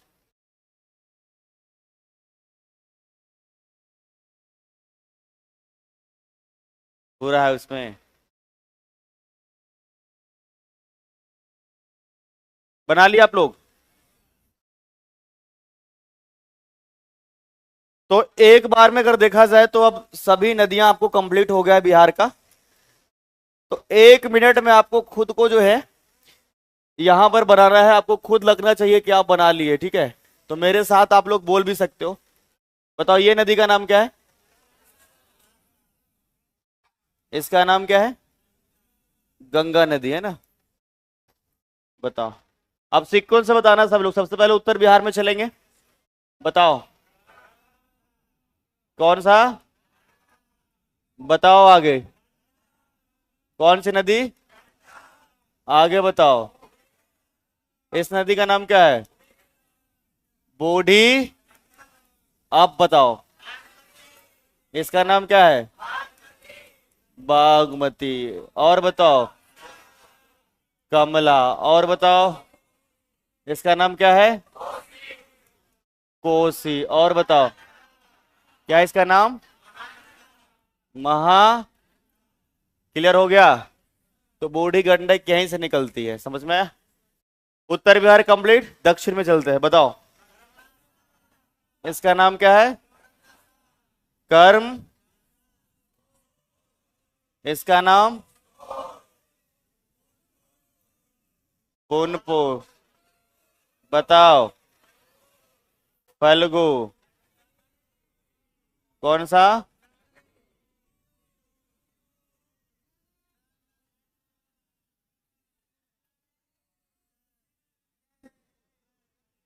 आंख बंद करके नदी दिख रहा है? हाँ, आंख बंद करके दिख रहा है कि नहीं? तो हम बोले थे ना कि जब कंप्लीट हो जाएगा तो आंख बंद करके दिखेगा। हाँ, पहले पहले तो लग रहा होगा कि बस केवल गंगा। तुम लोगों को खुद समझ में आना चाहिए। पुल के ऊपर से जा रहे हैं, अभी नीचे से क्रॉस करवा लो तो परीक्षा के बाद है वो पूरा बिल्डिंग से ऊपर जाएगा। ठीक है, तो इसीलिए इसको ध्यान में रखना है। तो ये सभी नदियां जो है अगर देखा जाए तो बिहार का जो है प्रमुख नदी तंत्र में शामिल है।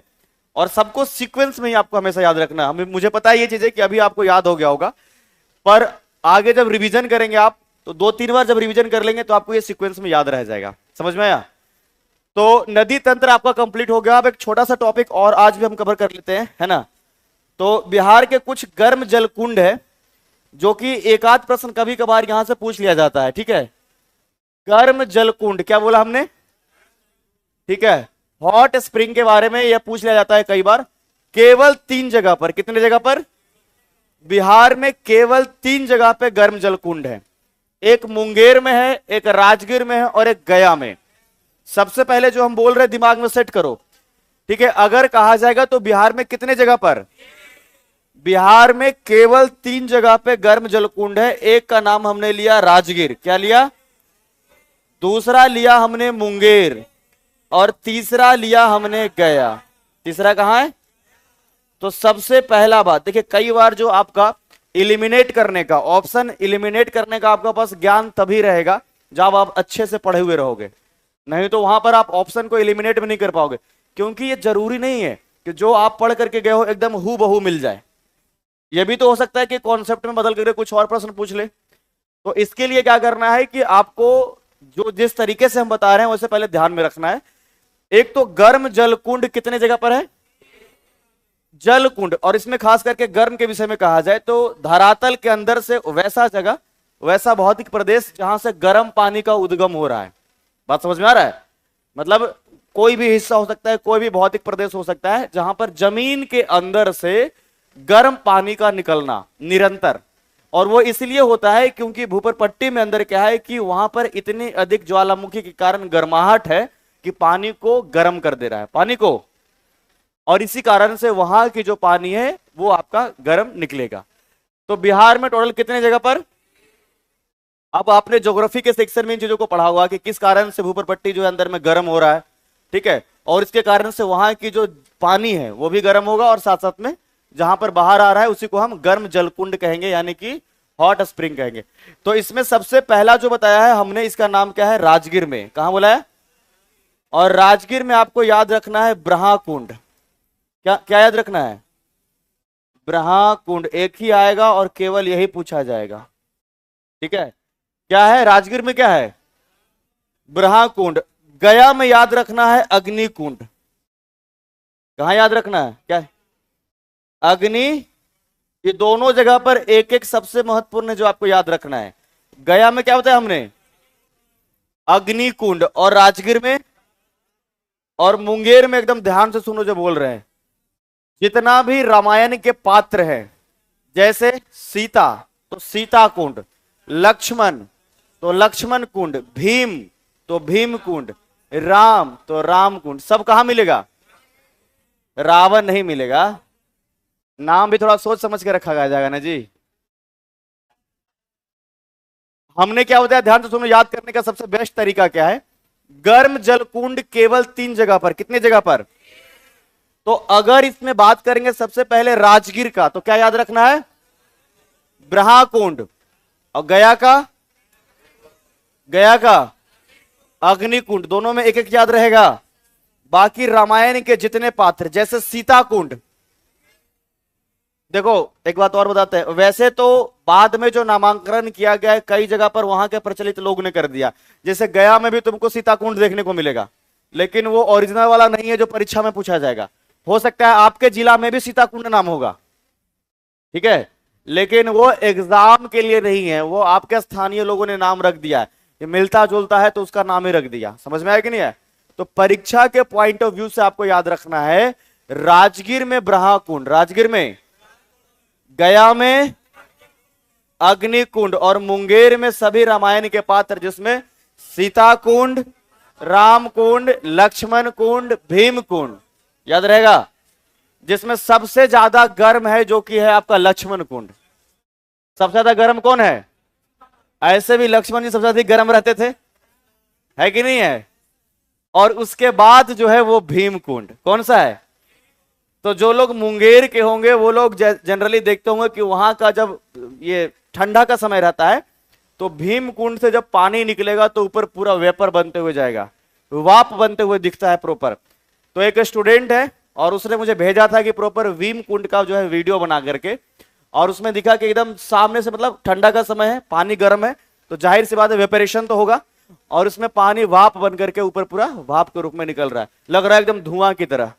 तो याद रखना है, सबसे गर्म में अगर रखना है तो लक्ष्मण का नाम, किसका नाम? सबसे गर्म जलकुंड कहां? लक्ष्मण, जो कि कहां है? राज में गर्म जलकुंड के लिए प्रसिद्ध स्थल राजगीर एक है, जिसमें कि सबसे अधिक राजगीर में जिसका नाम है बराह कुंड। राजगीर वाला का नाम क्या है? बराह कुंड। आगे क्या लिखा है?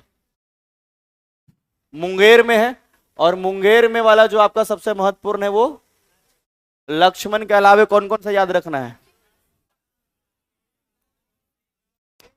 लक्ष्मण कुंड सबसे अधिक गर्म है। इसके अलावे कौन सा? भीम कुंड। और बताओ? सीता कुंड। और बताओ? राम कुंड। और बताओ? बताओ? भीम, सीता, राम, लक्ष्मण लिखे।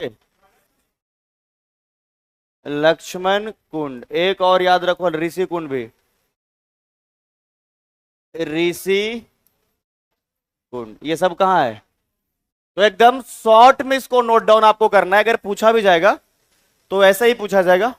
सबसे पहले आप लोग यहां पर एक टॉपिक बनाइए, ठीक है? बिहार के गर्म जल कुंड, हॉट स्प्रिंग ऑफ बिहार, ठीक है?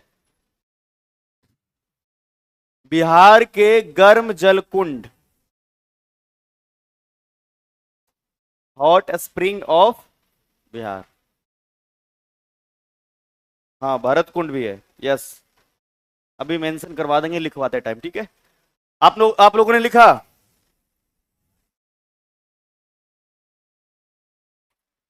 अब इसमें लिखिएगा, बिहार में जर्म ये बिहार में गर्म जलकुंड राजगीर,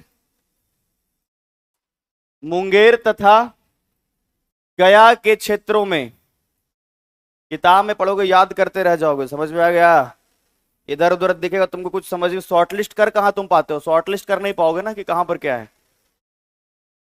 उसमें लिखा हुआ तो रहेगा, तो उसमें कोई इमोशन थोड़े जुड़ा हुआ है। लिखना, बिहार में गर्म जलकुंड राजगीर, मुंगेर तथा गया के क्षेत्रों में है। लिखिएगा, the main region of hot spring in Bihar is the area of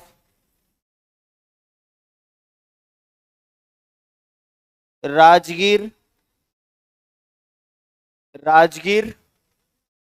Munger and Gaya. Rajgir, Munger and गया, ठीक है? चलो, तो सबसे पहले लिखो राजगीर, ऐसे राजगीर लिखो और डैश दो, ऐसे राजगीर लिख करके डैश दीजिए, ठीक है? और इसमें मेंशन कीजिए ब्रह्मकुंड।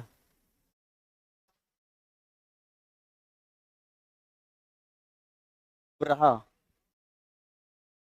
ब्रह्मकुंड लिखा हुआ है क्या? ब्रह्मकुंड होता है जी।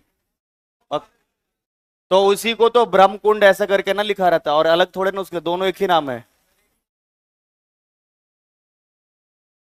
ये ब्रह्मा भगवान जी का है, समझ लेना। राजगीर लिख करके ब्रह्मकुंड, गया लिख करके अग्निकुंड, सीधे लिखिएगा गया और इसमें लिखिए अग्निकुंड।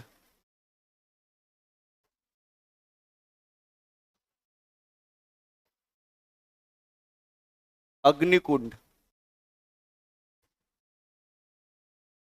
गया लिखिए और लिखिए अग्निकुंड।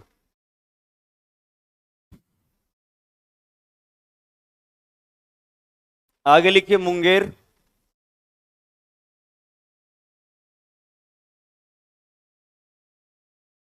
सबसे पहले लिखिए लक्ष्मी कुंड। लक्ष्मी या लक्ष्मी भी होगा, लक्ष्मण अलग है और लक्ष्मी अलग है। लिखो लक्ष्मी कुंड। फिर नीचे लिखो लक्ष्मण कुंड। लक्ष्मण कुंड। ठीक है। उसके बाद लिखो, उसके बाद लक्ष्मण कुंड लिखे, उसके लिखो बाद भीम कुंड। इंग्लिश में भी सेम वैसे ही होगा आपका, भीम कुंड। ठीक है। लिखो सीता कुंड। सीता कुंड।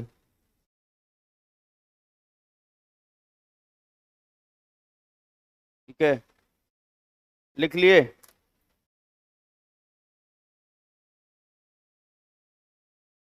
ठीक है, बस इतना इसमें लिखो। राजगीर वाले में थोड़ा सा और जगह है क्या, जहां पे लिखे हो उसके साथ में सूर्य कुंड भी लिख लो। सूर्य कुंड। ब्रह्मा कुंड के साथ में कॉमा दे करके लिख लीजिए सूर्य कुंड। ये भी बिहार के हर एक जिला में मिलेगा। गर्म पानी लाए हो कि नारियल पानी लाए हो जी, तो लग रहा है। ठीक है, लिख लिया। और लिखवा दे क्या।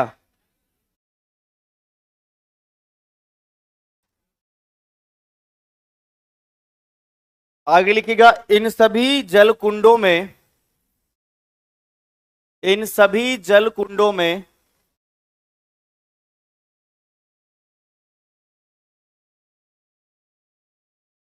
रुक जाओ, ये पूरा लाइन नोट डाउन करो यहीं से, इसमें सभी मेंशन है। ये पूरा जितना भी ये 620 नहीं, 62 डिग्री। ठीक है, और यहाँ 62 लिख देना है बस। यही लाइन हम पूरा लिखवाएंगे। हिंदी और अंग्रेजी में यहाँ नहीं दिख रहा है। अब सर आप लोगों के लिए 2 मिनट रेस्ट करेंगे, ठीक है। इसको यहीं से नोट डाउन करो। दिख रहा है ना, ये सब नहीं दिख रहा है। ये आपका आइज का टेस्टिंग हो रहा है। मेडिकल, हाँ बिल्कुल।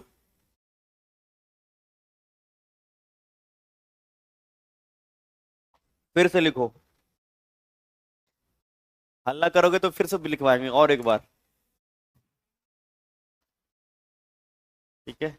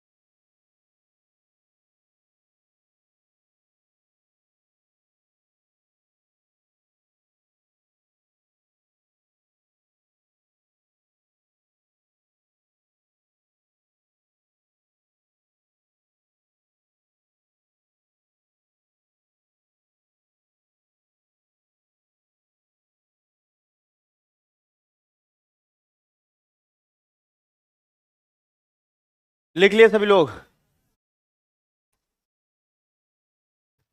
आगे बढ़े हम लोग। तो कितने जगह पर जो है ये गर्म जल कुंड है? कौन कौन सा? राजगीर, गया, मुंगेर। राजगीर में कौन सा? ब्रह्म कुंड और सूर्य कुंड, दोनों दिमाग में सेट रहेगा। ब्रह्म कुंड और सूर्य कुंड। गया में कौन सा? गया में अग्नि कुंड। उसके बाद सब कहां है? तो मुंगेर में जितना भी रामायण के पात्र है सब है ना। सीता कुंड कहां है? भीम कुंड कहां है? लक्ष्मण कुंड, राम कुंड, ऋषि कुंड। आसानी से याद हो गया कि नहीं हो गया? किताब में इधर उधर छिड़क के दिया हुआ रहेगा, पता ही नहीं चलेगा किसको याद करना है किसको नहीं करना है। याद हो गया ना? बस दो को केवल याद रखना है, एक गया का और राजगीर का, बाकी सब याद रहेगा। तो गया में याद रखना है कि चूंकि यहां पर गर्मी बहुत अधिक पड़ता है, गर्मी, तो क्या बरसेगा? आग। तो कौन सा कुंड होगा? एक याद रहेगा कि गया में जो है गर्मी अधिक है, आग अधिक है, इसीलिए यहां पर गर्म जल कुंड में नाम है अग्नि कुंड। किसका नाम है? और उसके बाद राजगीर में कौन कौन सा? ब्रह्म कुंड और सूर्य कुंड। बाकी सब कहां? तो इन सभी कुंडों में सबसे अधिक गर्म कहां है? लक्ष्मण। कितना डिग्री सेल्सियस तक? 62 डिग्री। आगे बढ़े हम लोग। एक और छोटा टॉपिक कवर करवा दिया जाए। है? थोड़ा सा लेट से छुट्टी होगा तो कोई दिक्कत? तो लेक्स को देखते, झील को देख लेते एक बार, है ना। बिहार में कुछ झील है और जहां से प्रश्न बनता है उसको एक बार तेजी से देख लेंगे। और छोटा सा ही टॉपिक आपके लिए है लेकिन कवर कर लेंगे तो अच्छा रहेगा, अभी टाइम है भी थोड़ा, है ना। हाँ, बहुत टाइम है। चलिए, करेंट अफेयर्स थोड़ा सा लेट से पढ़िएगा। तो झील में कुछ बातों को आप लोग समझते होंगे कि झील का निर्माण कैसे होता है, कि वो एक ऐसा समझिए जैसे तालाब, जैसा आप देखें तालाब का समझिए बड़ा रूप जिसमें कि हमेशा पानी हो, दलदल का हिस्सा बना हुआ रहे, ठीक है, तो वो आपका झील बन जाता है। जैसे कोई भी तालाब है तो वो जो है झील का छोटा रूप है, उसमें कम समय तक पानी हो सकता है, सूख भी सकता है। लेकिन जनरली झील में क्या होगा, लेक्स में क्या होगा, चारों तरफ जो है इसका भूभाग है और बीच में जो है वो पानी से घिरा हुआ है बीच में, तो इसको क्या कहेंगे? झील कहेंगे। तो बिहार में अगर देखा जाए तो कुछ ही प्रमुख झील है, जिसमें एक का नाम है कांवर झील। क्या नाम है? कांवर। तो यह जो है बिहार राज्य के बेगूसराय में है। कहां है? और बेगूसराय में एक जगह है जिसका नाम है मंझौल। क्या नाम है? आपको याद आ रहा है? बूढ़ी गंडक नदी। बूढ़ी गंडक नदी याद आ रहा है? तो बूढ़ी गंडक नदी, और याद करिए कि बेगूसराय में उसमें बागमती मिल रही थी, तो उसी स्थान पर जो है ये कांवर झील का निर्माण होता है। बात समझ में आया? बूढ़ी गंडक, और आप जानते हैं कि समस्तीपुर के बाद कहां पहुंचा? बेगूसराय। और बेगूसराय के बाद खगड़िया। तुम लोग बोल काहे नहीं पा रहे हो? हाँ, बूढ़ी गंडक कहां से कहां से ये बताओ पहले? पश्चिमी चंपारण। उसके बाद पश्चिम चंपारण के बाद पूर्वी चंपारण के बाद मुजफ्फरपुर के बाद समस्तीपुर के बाद बेगूसराय, अब बेगूसराय के बाद खगड़िया। तो वही जो बेगूसराय, खाली काम काम करते हो, चार को बोलते हो चार नहीं बोलते हो। बेगूसराय में ही जगह का नाम क्या है? और इसी जगह पर जो झील बना है कौन सा, कौन से नदी पर है बताओ? बूढ़ी गंडक। इस झील को 1984 में बिहार सरकार द्वारा 16 वर्ग किलोमीटर क्षेत्र में प्रतिनिधित्व करते हुए बिहार का दर्जा दिया, बिहार का एक झील का दर्जा दिया, ठीक है। कांवर झील को भारत का 39वां रामसर स्थल घोषित किया गया है। और अभी पता है बिहार में जो नागी और नकटी डैम था, नागी और उसको भी जो है रामसर स्थल में जो है वो कंसीडर किया गया है। तो सबसे रिसेंट करेंट अफेयर में पक्का पूछेगा, क्वेश्चन आउट है, समझ लो 99%, 100 में से 99% क्वेश्चन आउट है कि नागी और नकटी डैम जो कि जमुई में है। कहाँ है? जमुई में है, जिसको कि अभी रिसेंट में रामसर स्थल में, बताओ कौन सा नंबर का है? 81 और 82? मिसमैच कैसे कर रहा है तुम लोग का जी? 81 और 82वां रामसर स्थल है नागी, और कहां पर यह है? जमुई में। तो रिसेंट का और बिहार करंट अफेयर में मान के चलते हैं कि एकदम 99% उम्मीद है पूछेगा। हो सकता है पूछ ले कि कौन से जिला में है, या कौन से नंबर का जो है ये हो सकता है रामसर स्थल, तो ये भी। या फिर ऐसा प्रश्न रहेगा कि अभी है ना, बिहार का वो कौन सा जो है वो ये डैम का हिस्सा जो है वो अभी जिसको रिसेंटली जो है रामसर स्थल में जो है नामित किया गया है, तो कौन सा? नागी और। तो अगर कांवर झील के बारे में कहा जाए, कौन सा नंबर का था? 39वां, जो कि बिहार का प्रथम रामसर स्थल है। ठीक है। यह झील एशिया में सबसे बड़ी गोखुर झील है। गोखुर झील मतलब चापाकार आकृति एक बनना, बहुत बड़ा। ठीक है। झील का चापाकार, अब इस कारण से इसमें क्या होता है कि बहुत सारे ऐसे जो है ना जीव जंतुओं का रहने का जगह बन जाता है। जैसे यहां पर जो है साइबेरियन क्रेन भी आता है, यहां पर जो है हाँ पक्षी विहार। ओके। तो इसके अलावे कहा जाए तो इसमें मत्स्य पालन का जो है बहुत बड़ा हिस्सा बनता है। बात समझ में आ रहा है?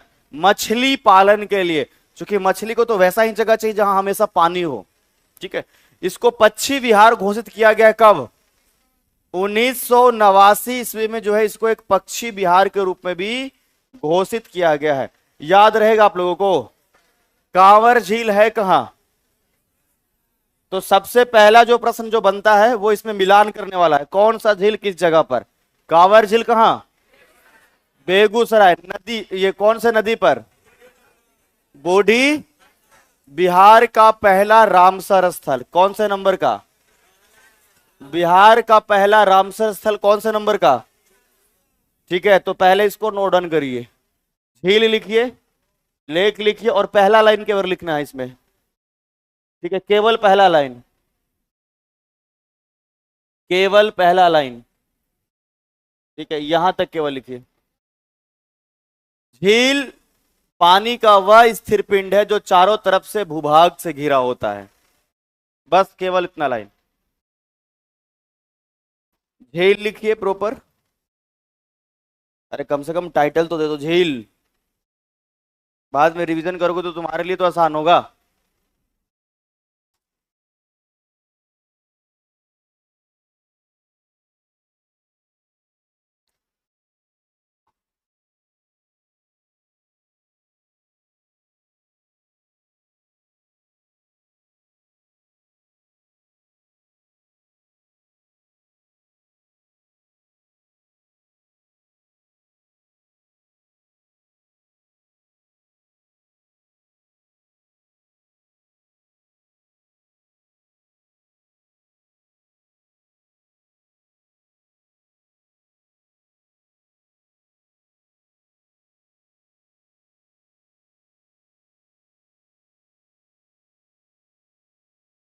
लिख लिए?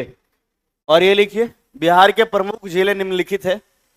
Following are the major lakes of Bihar. ठीक है, बिहार की प्रमुख झीलें निम्नलिखित है।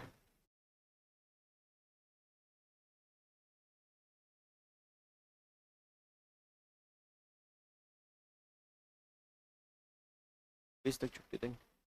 बिहार की प्रमुख जिले निम्नलिखित है। Following following are the major lakes of Bihar.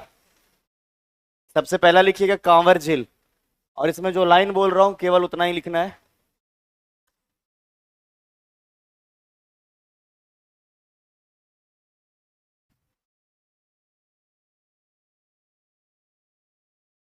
चलो सभी लिखना है, इसमें से कोई भी मिसिंग नहीं होना चाहिए आपको। 4 लाइन तो है ही जी। 1 2 3 4 5।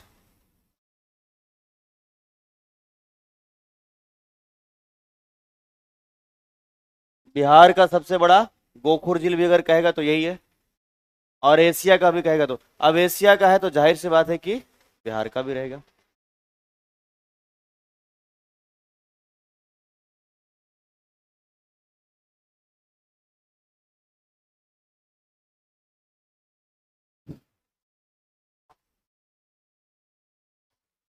ज्योग्राफी के बाद बिहार आर्ट एंड कल्चर हम लोग आप लोगों को करवाएंगे, ठीक है। बिहार का आर्ट एंड कल्चर, कला एवं संस्कृति, जितना जल्दी ज्योग्राफी हम लोग कवर करें। एक मेजर टॉपिक ज्योग्राफी में अभी बचा हुआ है जो खनिज और उद्योग, ठीक है, खनिज और उद्योग। कोशिश करते हैं कि उसको अगले क्लास में निपटा दें। हाँ।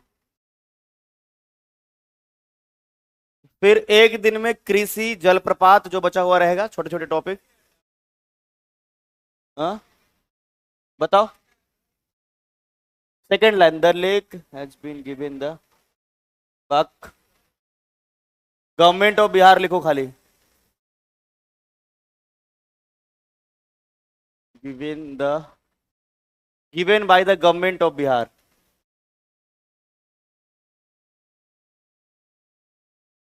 The lake has been, government of Bihar in 1984, 16 square kilometre.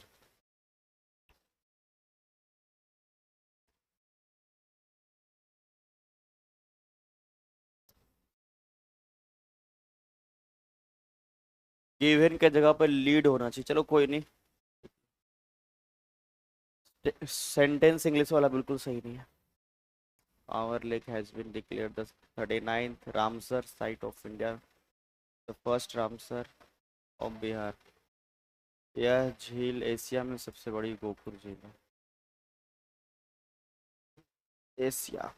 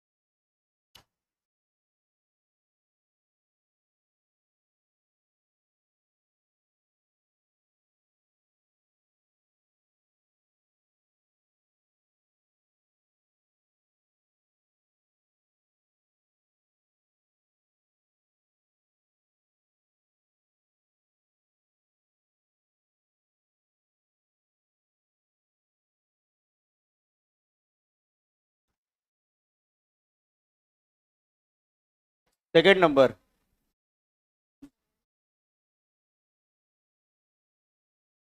हाँ ठीक है, कोई बात। उन, अच्छा ओके, झील का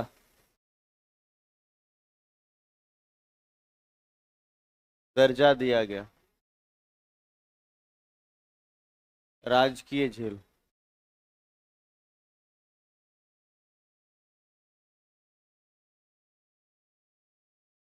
लिख लिया आप लोग? पश्चिम, हाँ ऐड कर सकते हो उसमें।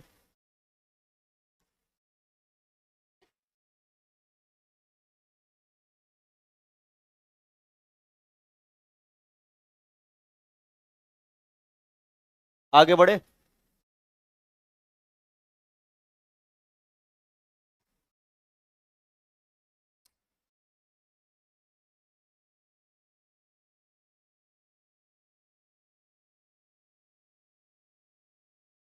हो गया है ना? चलिए अगला जो है उसका नाम है कुशेश्वर स्थान झील। कौन सा है? कुशेश्वर स्थान, नाम क्या है इसका? ये जो है बिहार के दरभंगा में मिलेगा। कहाँ मिलेगा? बिहार के कुशेश्वर स्थान और बिहार का दरभंगा, बिहार का।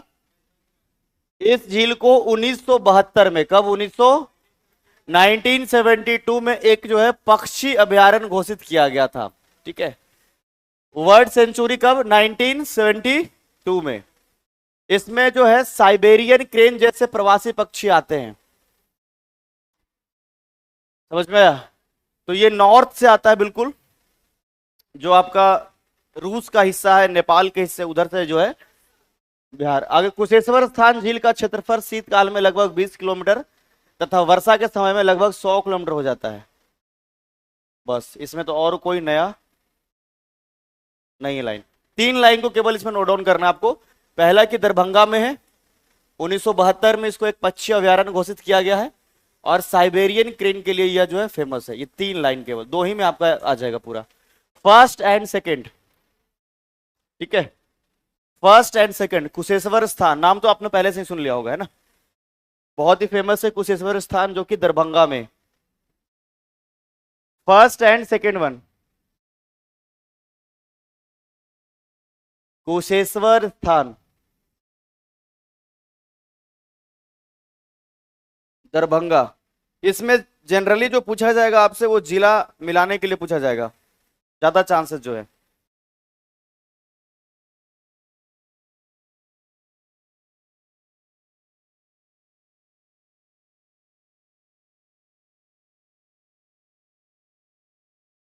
फर्स्ट एंड सेकेंड, बस बस 2 ही लाइन लिखना है।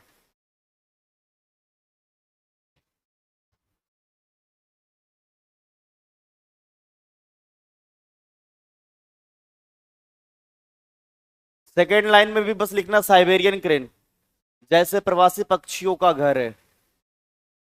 यह झील साइबेरियन क्रेन जैसे प्रवासी पक्षियों का घर है। बाकी का लिखने का जरूरत नहीं है।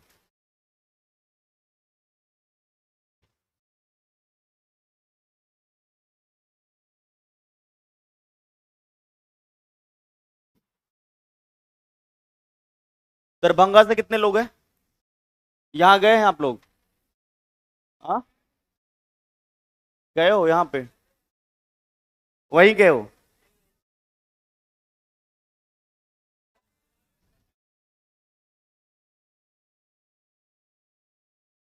गुड।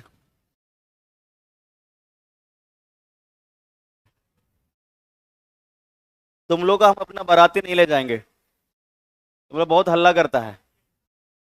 समझ में क्या है कि नहीं आया? अरे तो कभी ना कभी तो बताएंगे ही ना। हाँ, अच्छा, उस पुल से वर्षा ऋतु में उसी पुल से ले जाएंगे।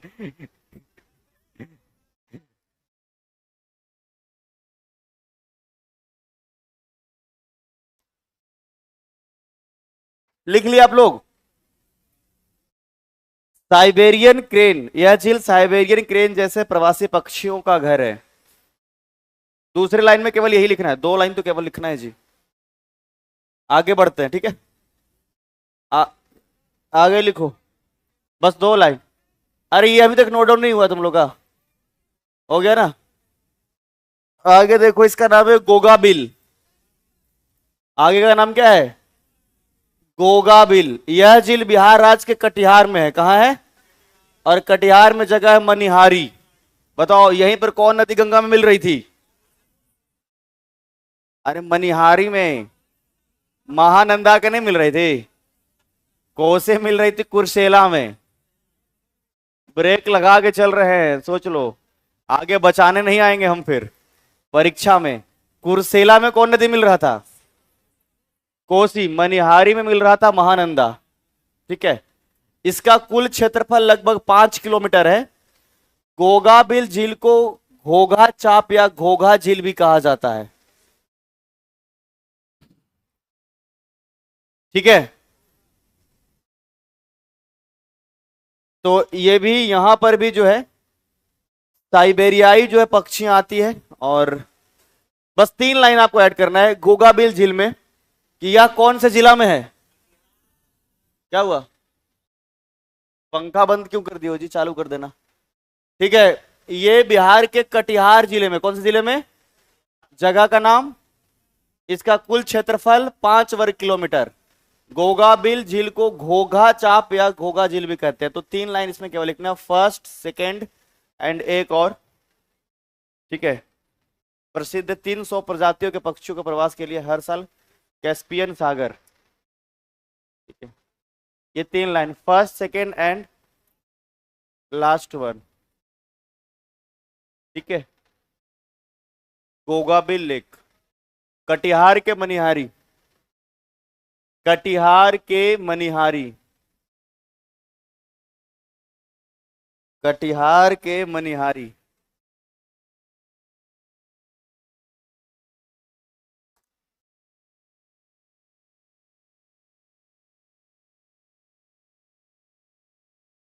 गोगाबिल झील। बस एक दो ही और होगा, ज्यादा नहीं है इसमें। नहीं, आज कंप्लीट होगा। ये सब छोटे छोटे टॉपिक है और इसको भी थोड़ा दिख, आज कंप्लीट कर लो, ज्यादा बेटर है। यह झील बिहार राज्य के कटिहार जिले के मनिहारी में स्थित है। फर्स्ट सेकेंड एंड थर्ड, तीसरा लिख लिए।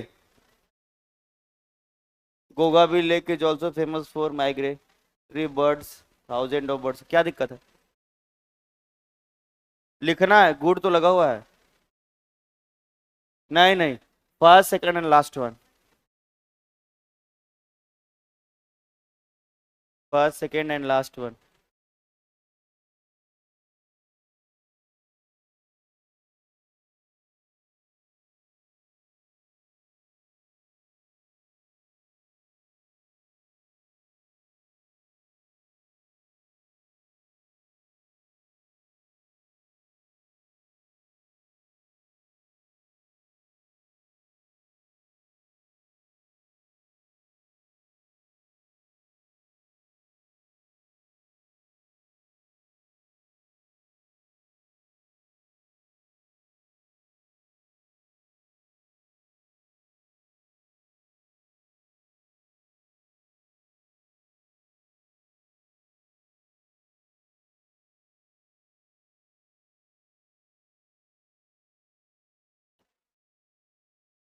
इसे घोघा चाप या घोघा झील भी कहते हैं, है ना। गोगा बिल झील को, गोगा बिल झील को।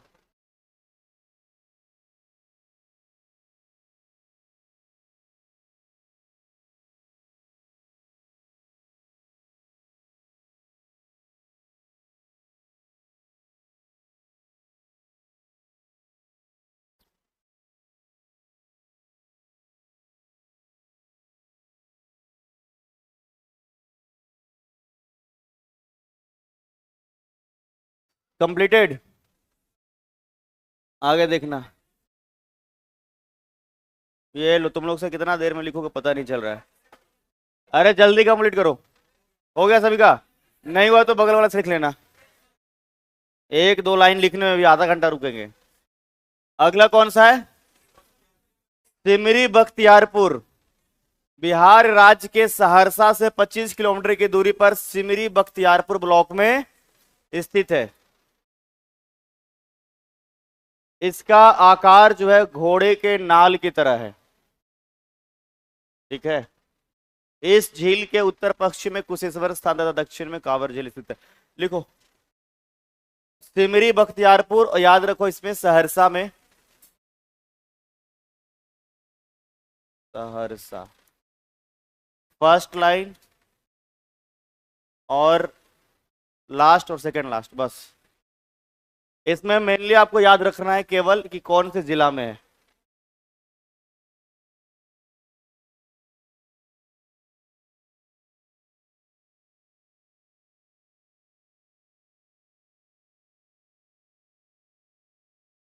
ठीक है, Simri Bakhtiyarpur, located in Simri Bakhtiarpur block at distance of 25 km from Saharsa in Bihar state. It is formed of Sardiya, Kumbini and Cobra Lake.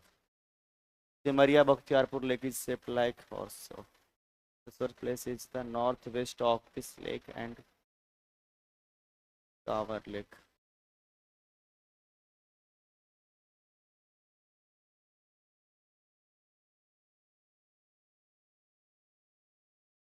Simri, Bakhtiyarpur.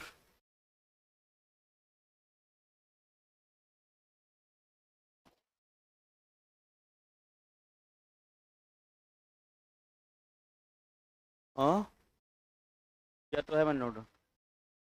उत्तर पश्चिम में कुशेश्वर स्थान तथा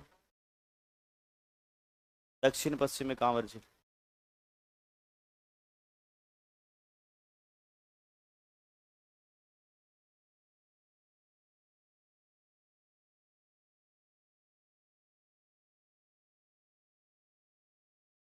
और लोगों को भी लिखने दो। अरे वेट करो।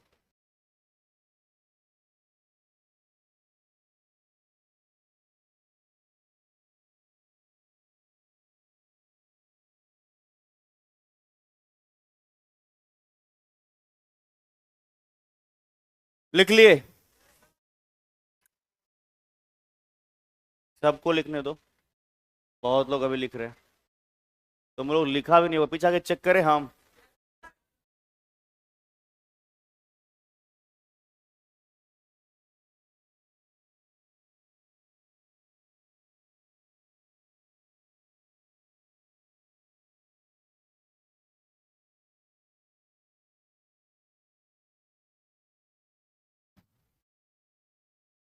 चलिए, तो अब एक आखिरी आपको और है, जो कि है जगतपुर झील। कौन सा है?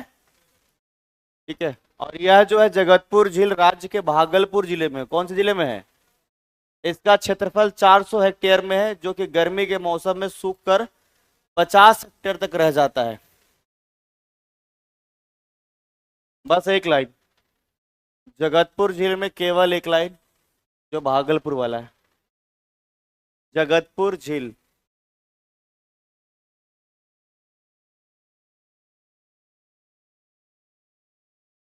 ठीक है।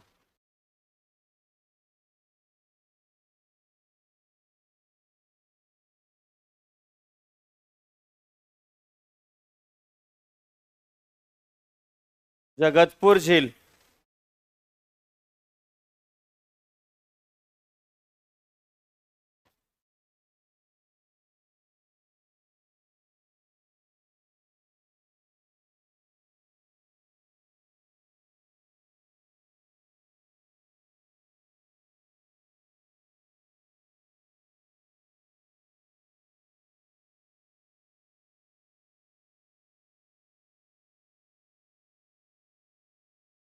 लिख लिए? तो सबको लिखने दो। तुम लोग तेजी से लिखो, दिखाओ कॉपी दिखाओ। Show me your copy.